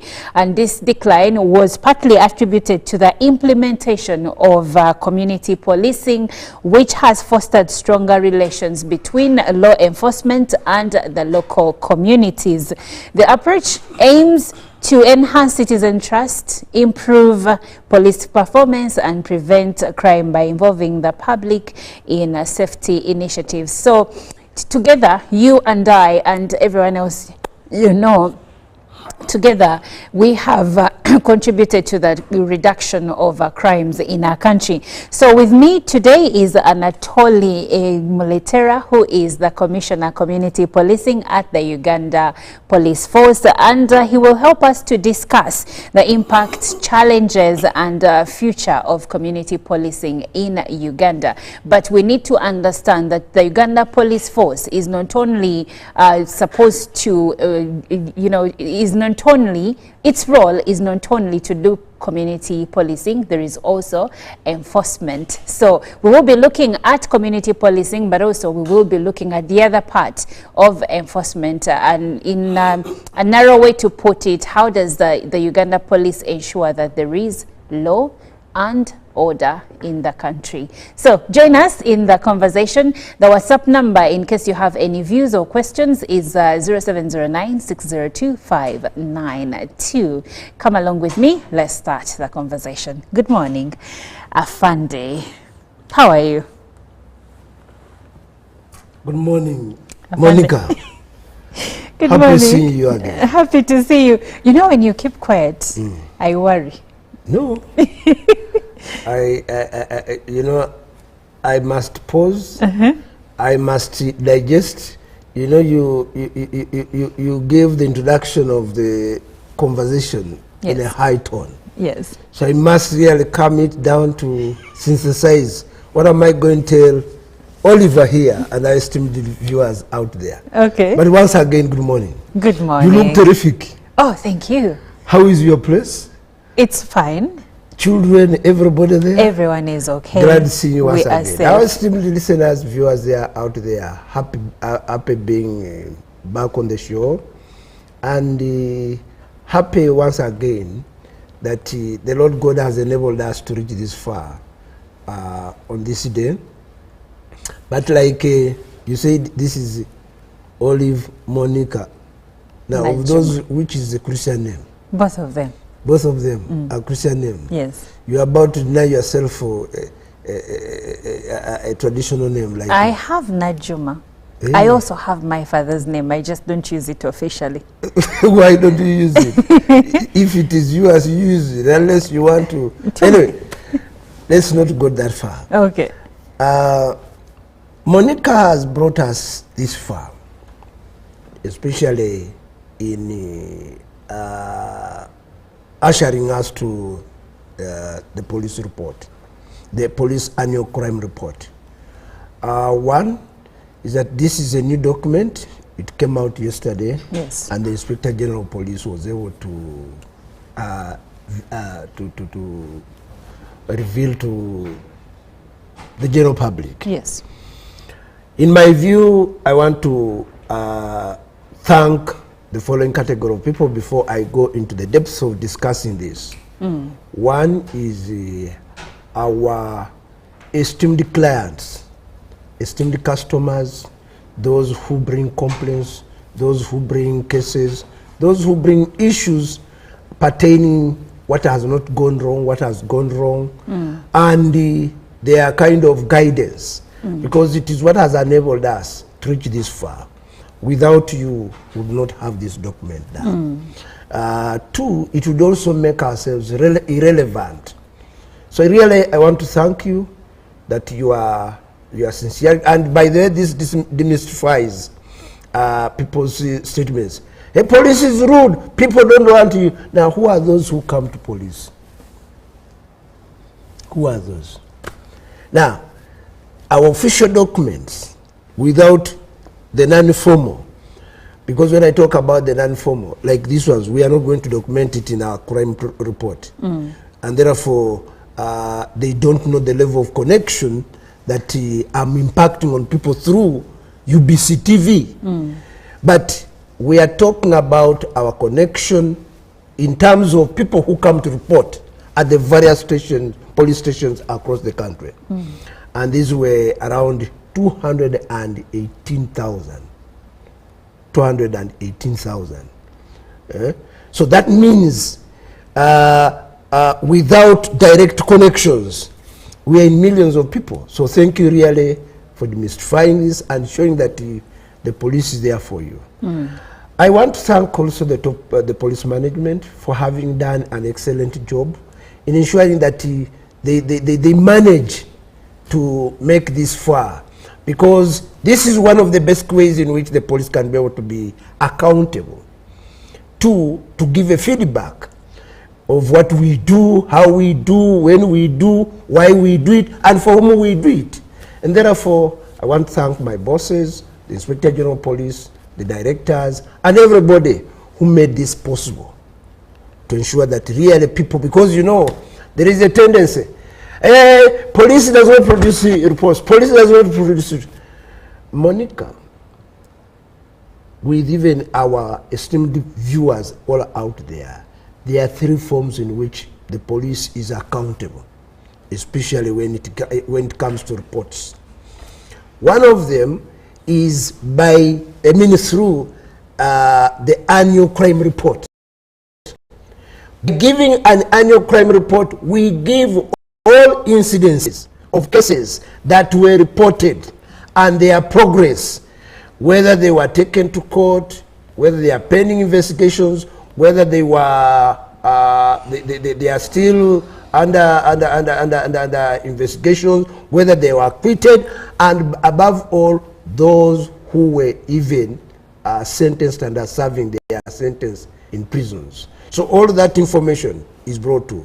The other form in which we are able to account is the weekly press briefing. But you always say, we want a police report, we want a police report. Please, the second form in which the police is able to give accountability is the weekly press briefing. And then we have these people coming saying, please, I want to pay for my report and give it to me. So we extract that information, then we give it to you and you take it. The other last one is when there is an inquiry, a commission of inquiry into the police, especially like the one we had of Justice Septinde. There was the fire incidences and so on. So those are instances through which the police can be able to. Now, coming back to what you have talked about, or you have alluded to, the annual crime report. Yes. And I know, Oliver, that was what was at the back of your mind. Yes, I want to look at the highlights of the 2024 crime report, particularly regarding community policing. To start with. You mean the information I've given is not relevant? It is relevant, but let's get deeper into it. Okay. Now, before going to the contribution of community policy, the mandate, we have the police mandate. And the police mandate is clearly stipulated in Article 212. Which talks about the protection of life and property, the preservation of law and order, the detection and prevention of crime, and the cooperation with all civilian authority, security agencies, and the population generally in order to ensure public safety and security for development. That is our mandate. This mandate is translated into 2 major roles of the Uganda Police Force. And the 2 major roles of the Uganda Police Force, one is public order management. Then the other one is law enforcement. Having that as being our role, then we break down into responsibility. And among the responsibility we conduct, especially in public order management, the soft policing methods. And under the soft policing methods is community policing, which you are interested in. I go and talk to the people there. I tell them the reason why the police is there, why we need you, and even telling them and urging them that please don't take the law in your hands. Oliver, there is what people say, mob justice. That people, when they take the law in their hands and then they turn and beat people, that is mob justice. No. It is not mob justice. It is mob crime. No, it is mob action. Mob action. The mob would have presumed to be a court of first instance and therefore taken the law in their hands. But remember, you have no competent jurisdiction, you have no mandate, and therefore when you do that, you would have not done justice or administered justice. So it would have just been a mob action. Therefore, community policing does that kind of, it is the first instance of policing where we urge people to be more proactive and also fulfill the adage that prevention is better than cure. More often than not, we better be able to deal with instances before they turn into crime than when we wait. That business of waiting excavates situations. It increases on the cost. Let me give you a scenario. If, for example, somebody had his coffee and eventually there were no steps taken to secure that coffee, maybe, for example, he has a guard, maybe he has there's a kind of a fence around it, but above all, he's also very alert that if he hears anything, he responds. If he doesn't do that, the reverse happens, that somebody comes to steal the coffee and eventually the police swings into action. By swinging into action, first of all, we must get the police patrol car or a police vehicle. We must get the personnel. We're going to begin arresting. The process of conducting arrests up to the eventual detention and taking the person to court, you realize that there would be a lot of costs that the police would have incurred, which cannot be translated into the real issues which some of you would be able to understand. So our argument, therefore, through community policing are three: that we need to be more proactive, we need to be more preventive, and therefore avert any instances that can be able to result into crime. Therefore, in this regard, community policy does not work alone. We move along with CI, we move along with the public order managers, that is FFU. If there is anything to be done, say there is a riot, an impending riot, because it doesn't become a riot until it has turned to be into a riot. But if it is a demonstration, before it turns into a riot, there is what we call a proclamation. A proclamation is where the presiding officer or the commander, for that matter, is able to give a warning that I, in the name of the President of the Republic of Uganda, hereby order you to leave this place and go back to your lawful businesses. Failure to do that, necessary force will be applied, including the use of a firearm. And this is what sometimes people don't want to hear, that police can be able to use a firearm. But it is our tool of duty. We cannot be able to use a hoe. We cannot be able to use a spear. We cannot be able to use a club. We shall be able to use a tool of duty. But prior to that, the commander of the forces will have to give a public proclamation to caution people. So through this, we achieve three issues. One is we achieve community support and cooperation, which generates into popular vigilance. And through popular vigilance, the community is able to share with us information pertaining any incidences, including social disorder, including problems that could be resulting into criminality, hotspots in the area, and above all, the perpetrators. Then we go into the second part of our role, and that is enforcement. Now, before we get into enforcement, Afande, would you say there are certain differences between traditional ways of law enforcement or the methods vis-a-vis community policing? Generally, they are. They are visibly so. One, when we talk about the traditional policing method, yes, we need to make our viewers be anchored into the debate. Not the debate, in the conversation. Yes. We are referring to the police, which is reactive, which is incident-based, which is office-based, which is based on arrests. And we need our viewers to understand that when the police was introduced in Uganda, for example, before that, the framers of police, especially, you know, the police we are talking about, is police which was started by Robert Peel. But before that, there were police, whatever, in various places. For example, in America, they had their own police system. The Irish had their own police system. And here in Africa, Africa had the oldest form of police, which even up to today, we don't want to agree, but it is there, Gwanga Muje, where people, and you'll realize that different communities in Uganda practice different ways of policing, but all sharing tenets. They all share tenets of this policing.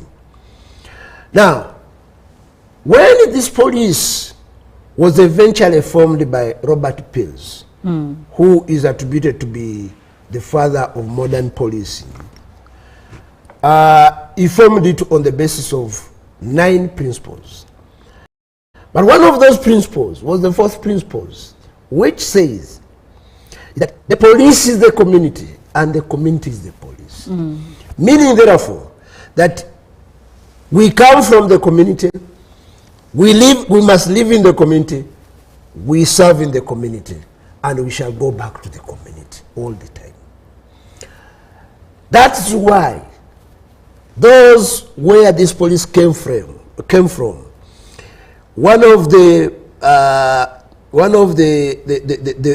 values, one of the issues, one of the factors they peg on is that of policing by consent. That the community must be part of the police by consenting. Is this acceptable? Can we move together? What is affecting you? Please. That is policing by consent. That the public is at all times supporting you.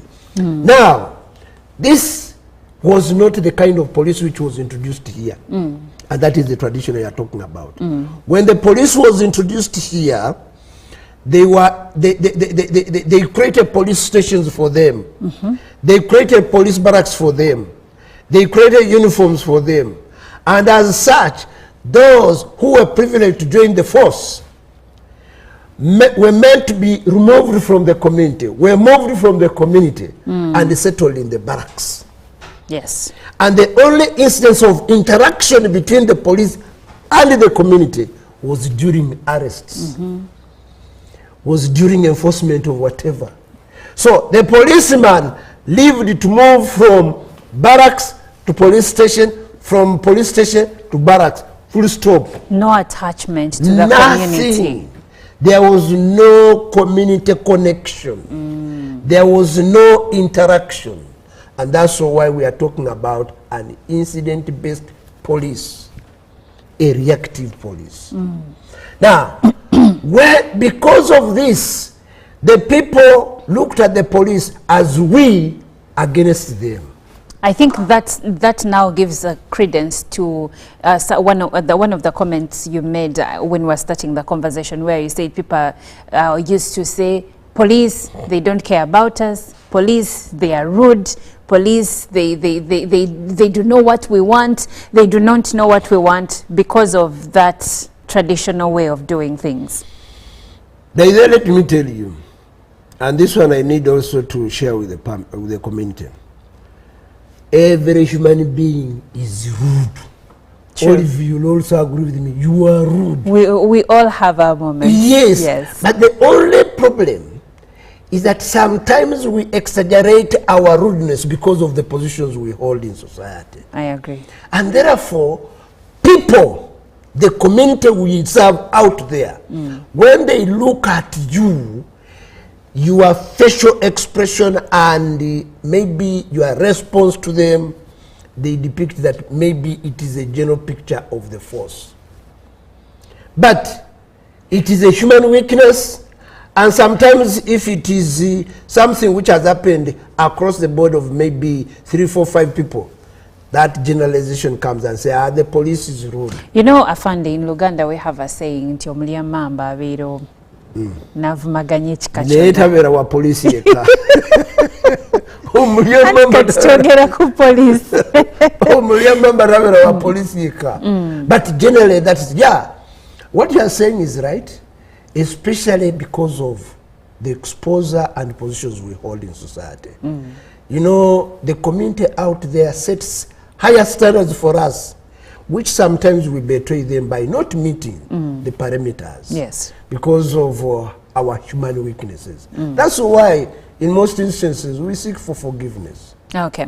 Now, Afande, you have highlighted that traditionally the police officer lived in the barracks, left the barracks, went to the police station, only interacted with the community at the point of an arrest. It was not even regarded as interaction. It was just regarded as official work. Okay. Yes. So what has now changed between that and what we have now, especially with the sub-county policing model? A lot has changed. And a lot has changed not today. It has changed gradually. From 1986, when the NRM government came to power, there was a change. Before that, the police was extremely brutal. It was not accountable. No police officer could be held responsible for anything would have committed against the M1. Nobody. If I came here and did whatever I did, it would be attributed to government. And therefore, I would be looked at as a free man. Yet sometimes I would have abused my powers that were vested in me. So, in 1986, as a result of the protracted war that ushered in the NRM government, there was a need and urge to change the forces therein, especially knowing the fact of the popular support, the participatory nature of everybody, and how those people supported the government of NRM, basing on every individual. So because of that, therefore, the forces, including the police force, was changed, was obliged to change. From being an incident-based to being a pro-people force.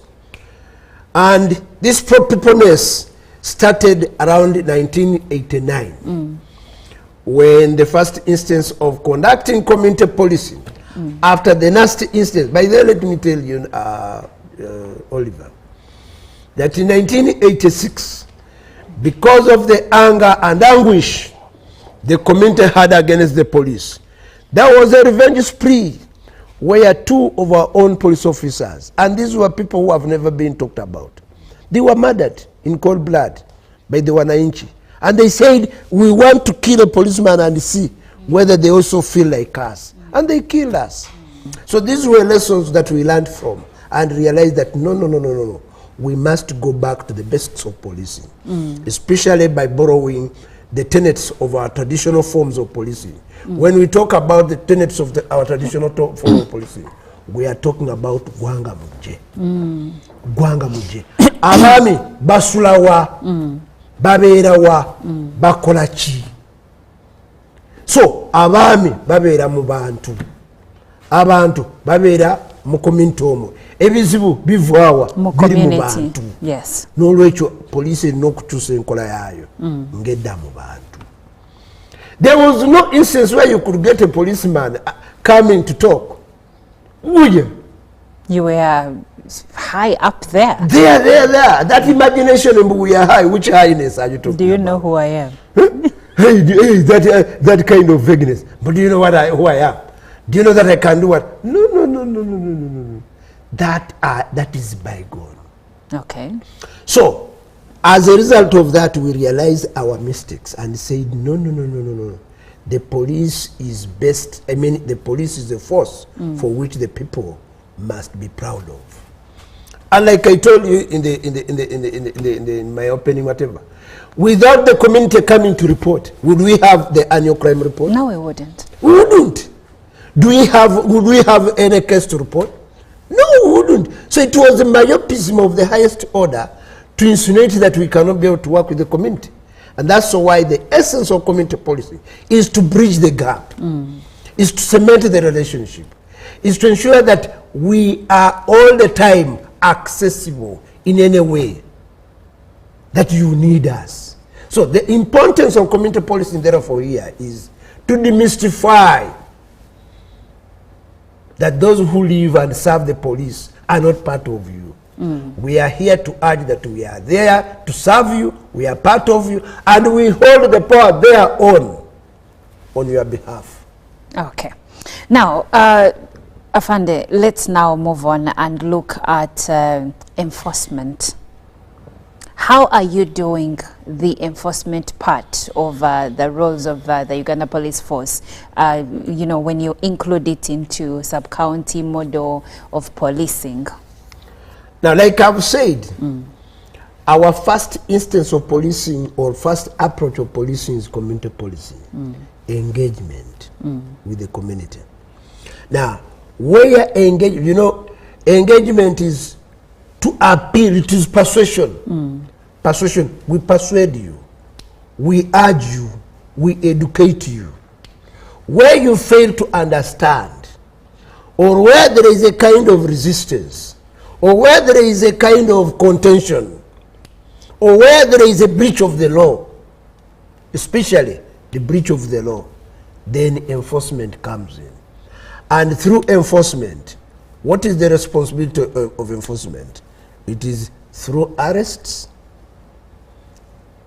detention, investigations, prosecution, and when we do that, the police, what it does, after compiling especially the evidence, then we take it to courts of law, and courts of the law are the ones that are able to adjudicate.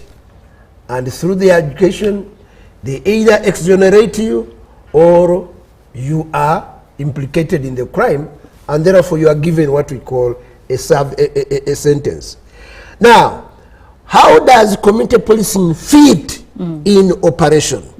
Community policing, or public order management for that matter, there is what we call intelligence-led operations. As I told you that community policing moves along with crime intelligence. Yes. Crime intelligence has a role of gathering information, which information is able to collect it, evaluate it, and synthesize into what we call intelligence. Out of that intelligence, then they can be able to say, no, based on the information and based on the complaint and based on the offense, we have realized Mulera is connected to this.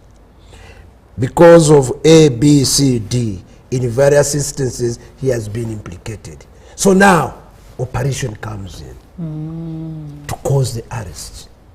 So because of the tandem of this, we have thwarted, we have prevented a number of instances that would have manifested themselves into serious criminality.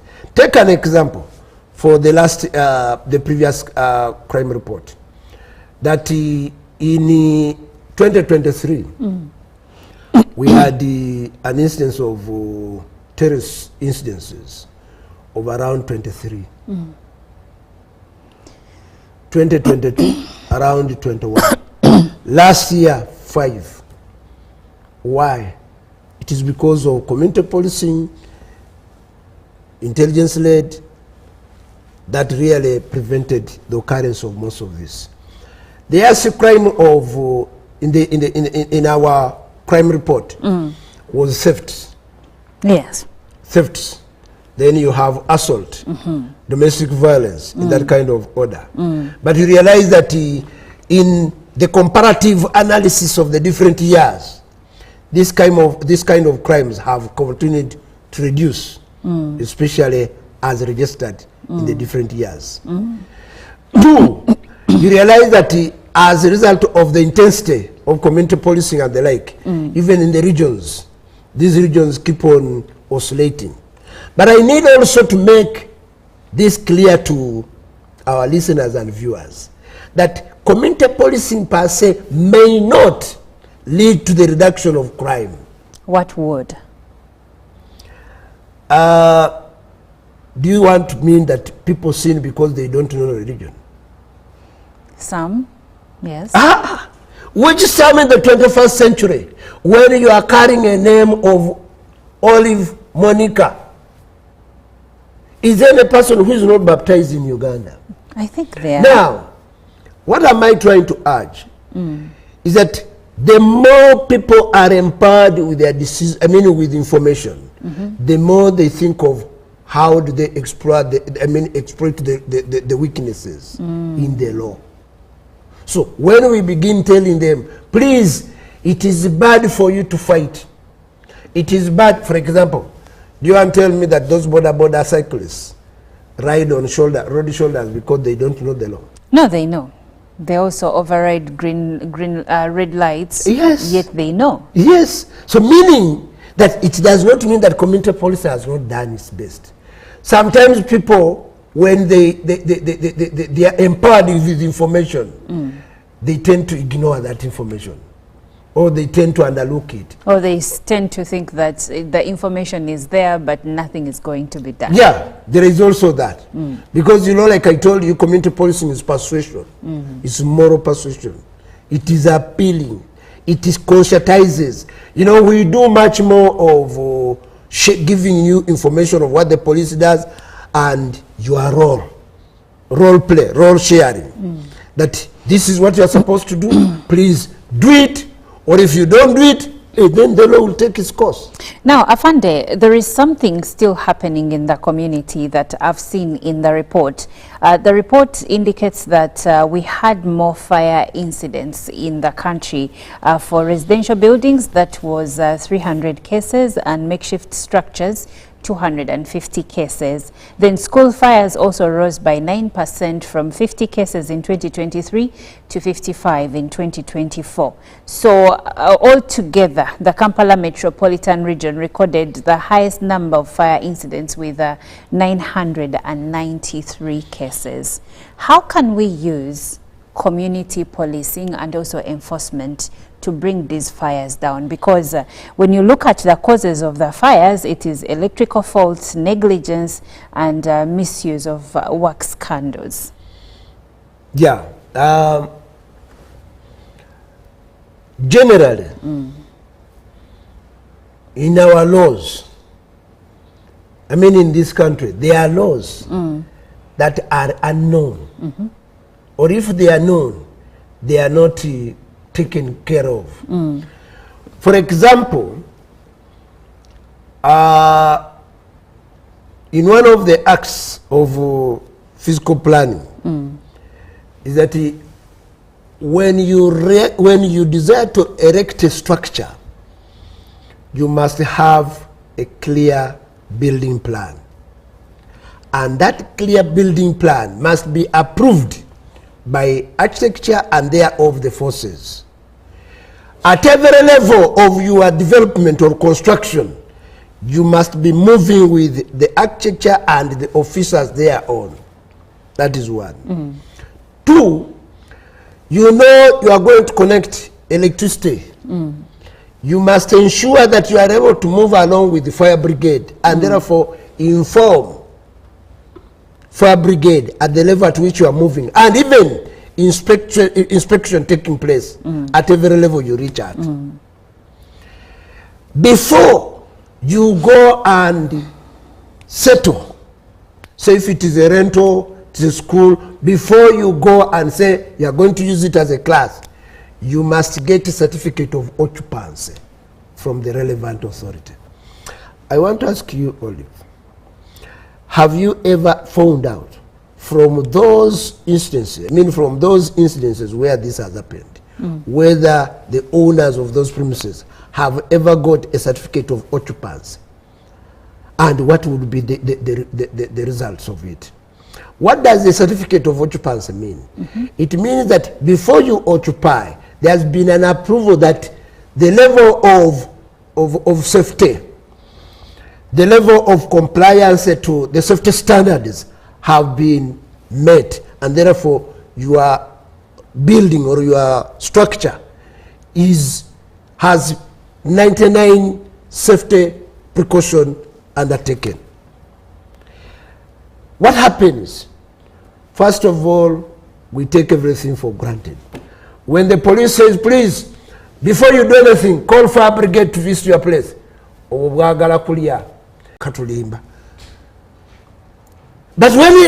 there is a problem, you see, police again, you know, there is that displacement of responsibility. People don't want to own and take up responsibility. So I want to add that instances of fire you have mentioned are instances that have been caused as a result of human error, brought about by negligence, failure to work with the relevant authority, and also, by the way, let me tell you, some of the things that we tend to underlook is work relationship with the neighborhood. Some of these schools have poor relationship with the neighborhood, and yet wrongdoers take advantage of that. There was a school I went to. It was always emitting, releasing, discharging sewage in the community. And whenever they would complain, they would say, Bana tukolachi, feduna kolachi, bana tujama kolabati. When fire broke out in the school, the community went into jubilation. They didn't come to help. And usually they're the first responders. The person who set the school ablaze was even began assembling the material was going to use at the neighborhood. But because there was that poor relationship, there was nothing desire for the community to communicate anything. So please, improve your relationship. Improve on some of the instances. Because we make reports to those schools. It's not that every report must be made public. Yes. If you know you want it, come. By then some of the reports are supposed to be paid for. Okay, now we have a few comments as we come to the end of our conversation. And Mukisa Alan says, good morning, madam. I want to thank Afande for coming into studio. The problem we still have is police officers in Tete Division extorting money from people who are selling cocaine. Afande, have you heard of this? And he says in Sanji police station, we Ugandans, we have information, but we are fearing to expose us. Tell Afande to give us his number. I'm a concerned citizen. Mr. Mukisa, please, thank you very much for that. You have no reprisal when you call me. If you find I'm not, for example, I'm getting so many calls on my phone, but I cannot be able to get them. Please, my number is 0753 56 1858. Another is 0776 85 5167. Please feel free after this program, share with me that information. I'll take it on. Okay, and then Ouma from Bukasa Chirinya says, good morning, Afande. Every time you are on UBC TV, you always talk solutions to some of the issues we face in our community.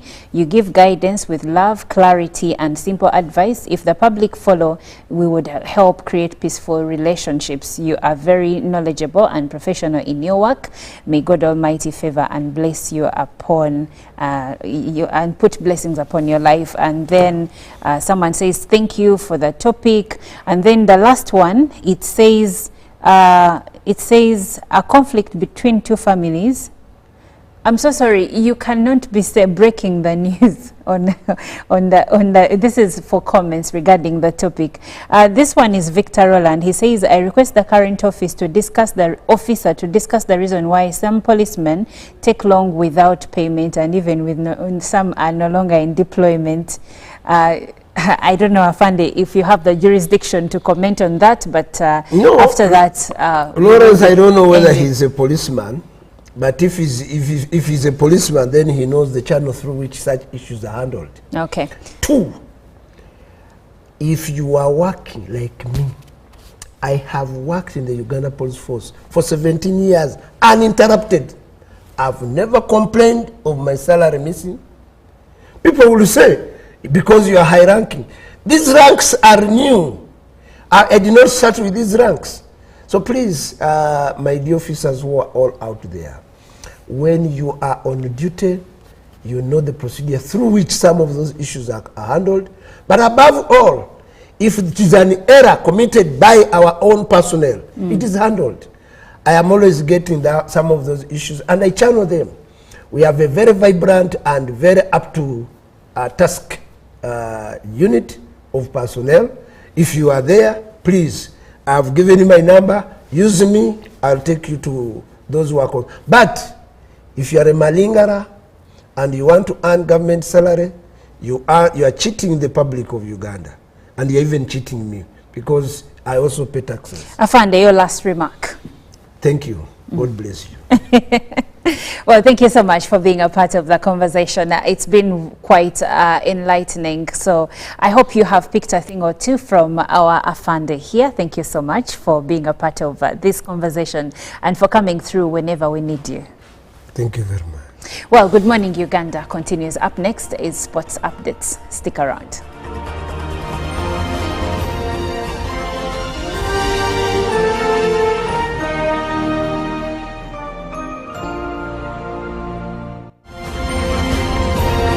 Live from UBC Studios in Kampala, this is Good Morning Uganda.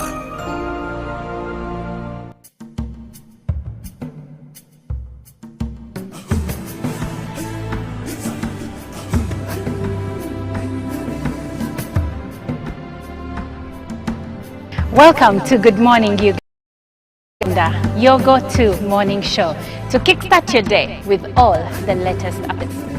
Let's dive deep into issues. To secure your money.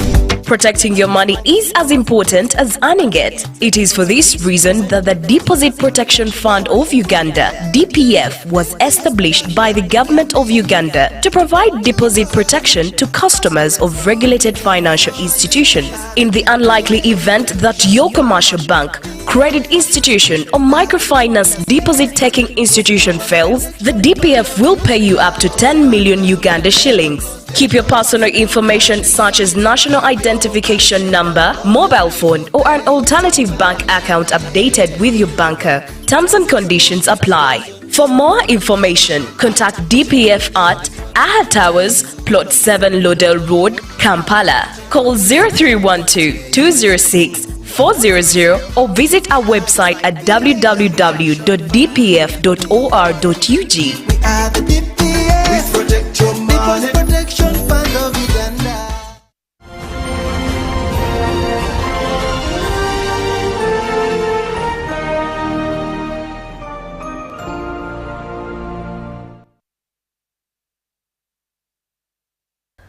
Good morning. My name is Ruben P. Mashvirango, and I'm here to give you sports. I got a message from Joy Kezia Mirembe yesterday, and I think I'll return the message, Joy, today if I find time.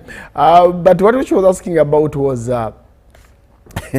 anyway, let me start with what I have for you today, because I don't have a lot of time left to do the show. But I'll start with the golf. We have. I was talking to my colleague Godwin here about golf, and he seems to suggest to me that I should play golf one day. That is if my age allows me to.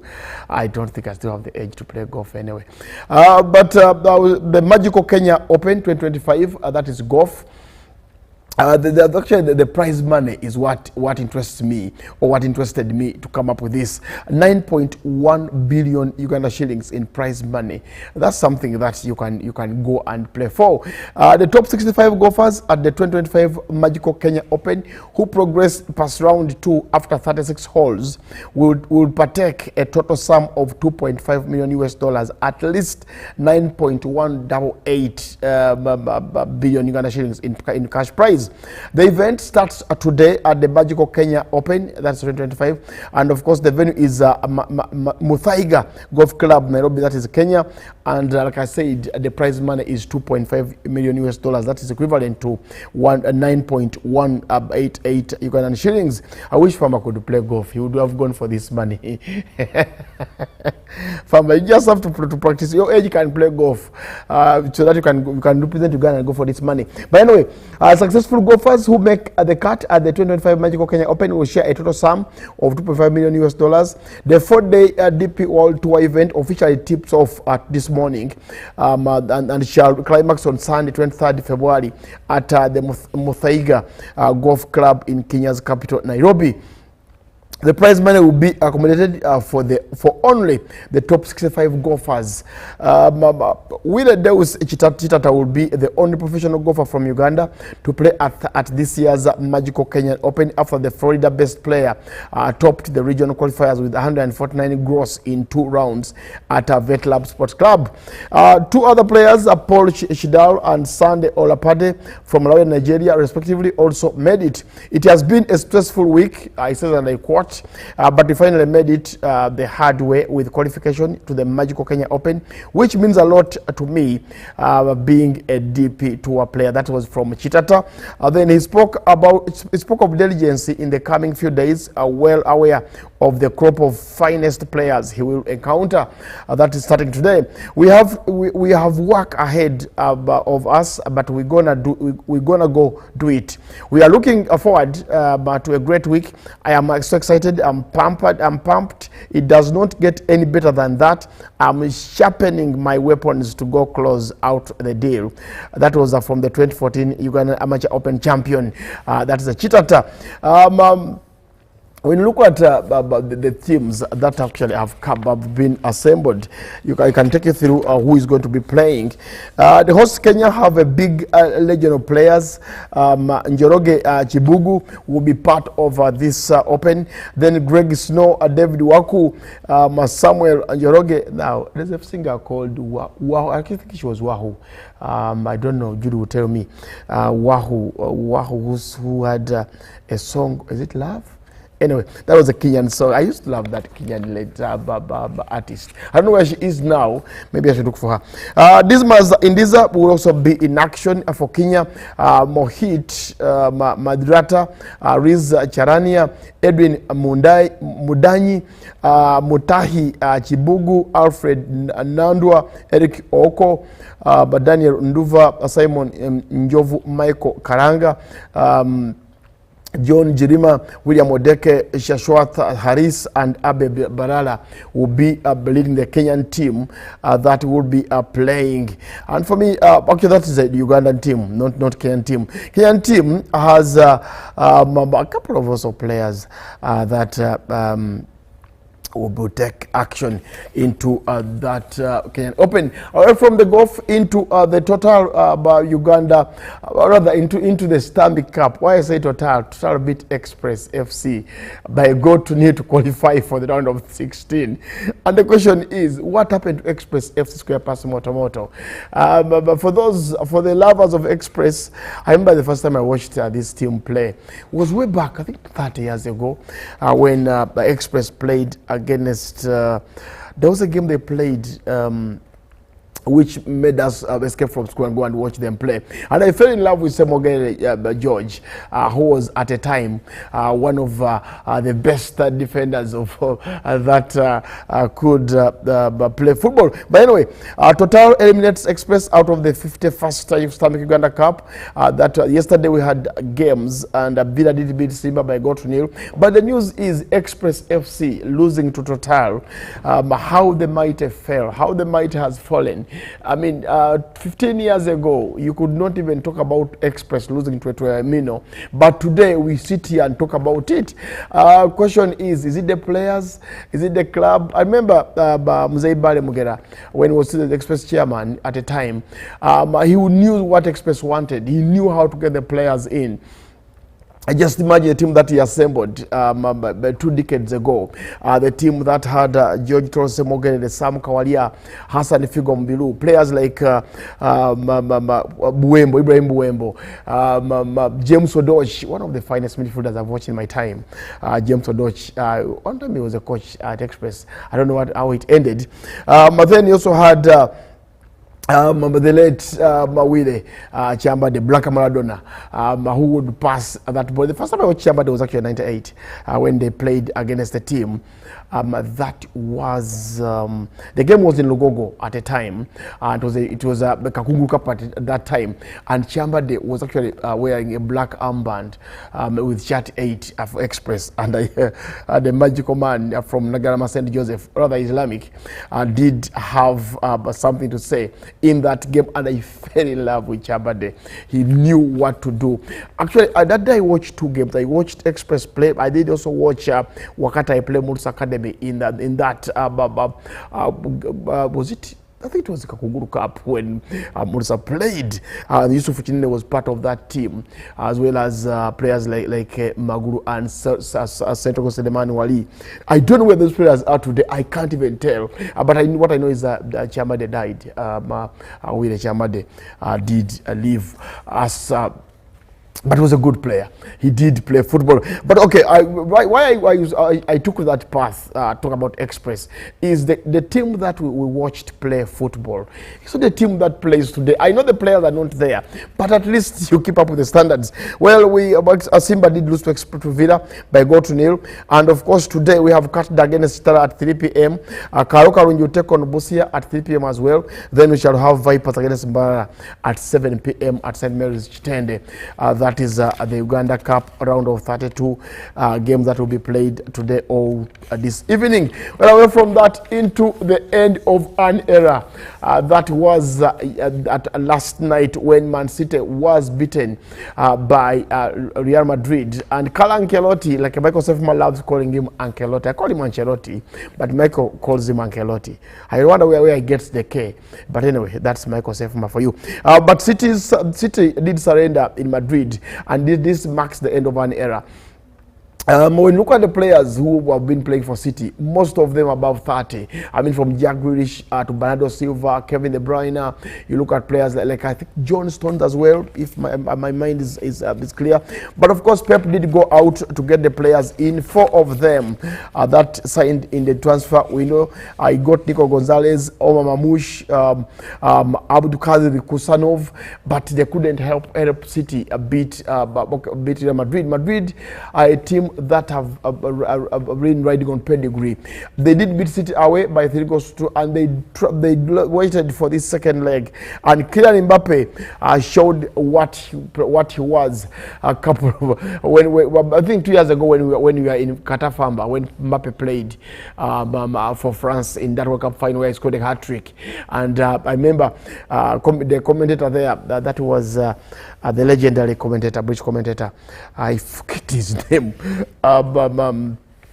Peter Drury, said that we shall never have such a final again where stars show up on the big occasion. But I'll tell Peter Drury that we've seen finals where stars show up. I mean, it's not in Zidane had a brace in the game against France, when France, rather against Brazil.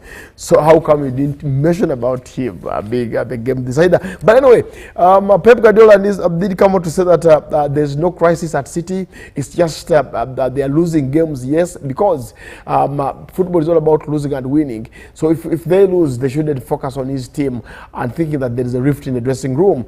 That was from Pep, but his team lost thoroughly to Real Madrid, 3 goals to 1. That means the fixture ended in a 6-goal thriller. I mean, Madrid is scoring 6 and City is scoring less, and not to qualify for the next phase.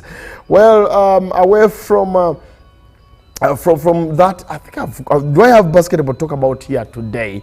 I would have, but time is not on my side. Maybe when I get back here tomorrow, I would give you more of the NBA. But regarding sports, I think I am done for today, Famba. I did give you the tip. If you want to make money, you just go into golf. There's now if you're a golf player, you could be part of the Magical Kenyan Open, where 9.1 billion shillings up for grabs for the winners from the 1st to the 65th. Can you imagine that? Anyway, that's it from sports. Up next is Robert Chirabo, take you through GMU Extra. Good morning.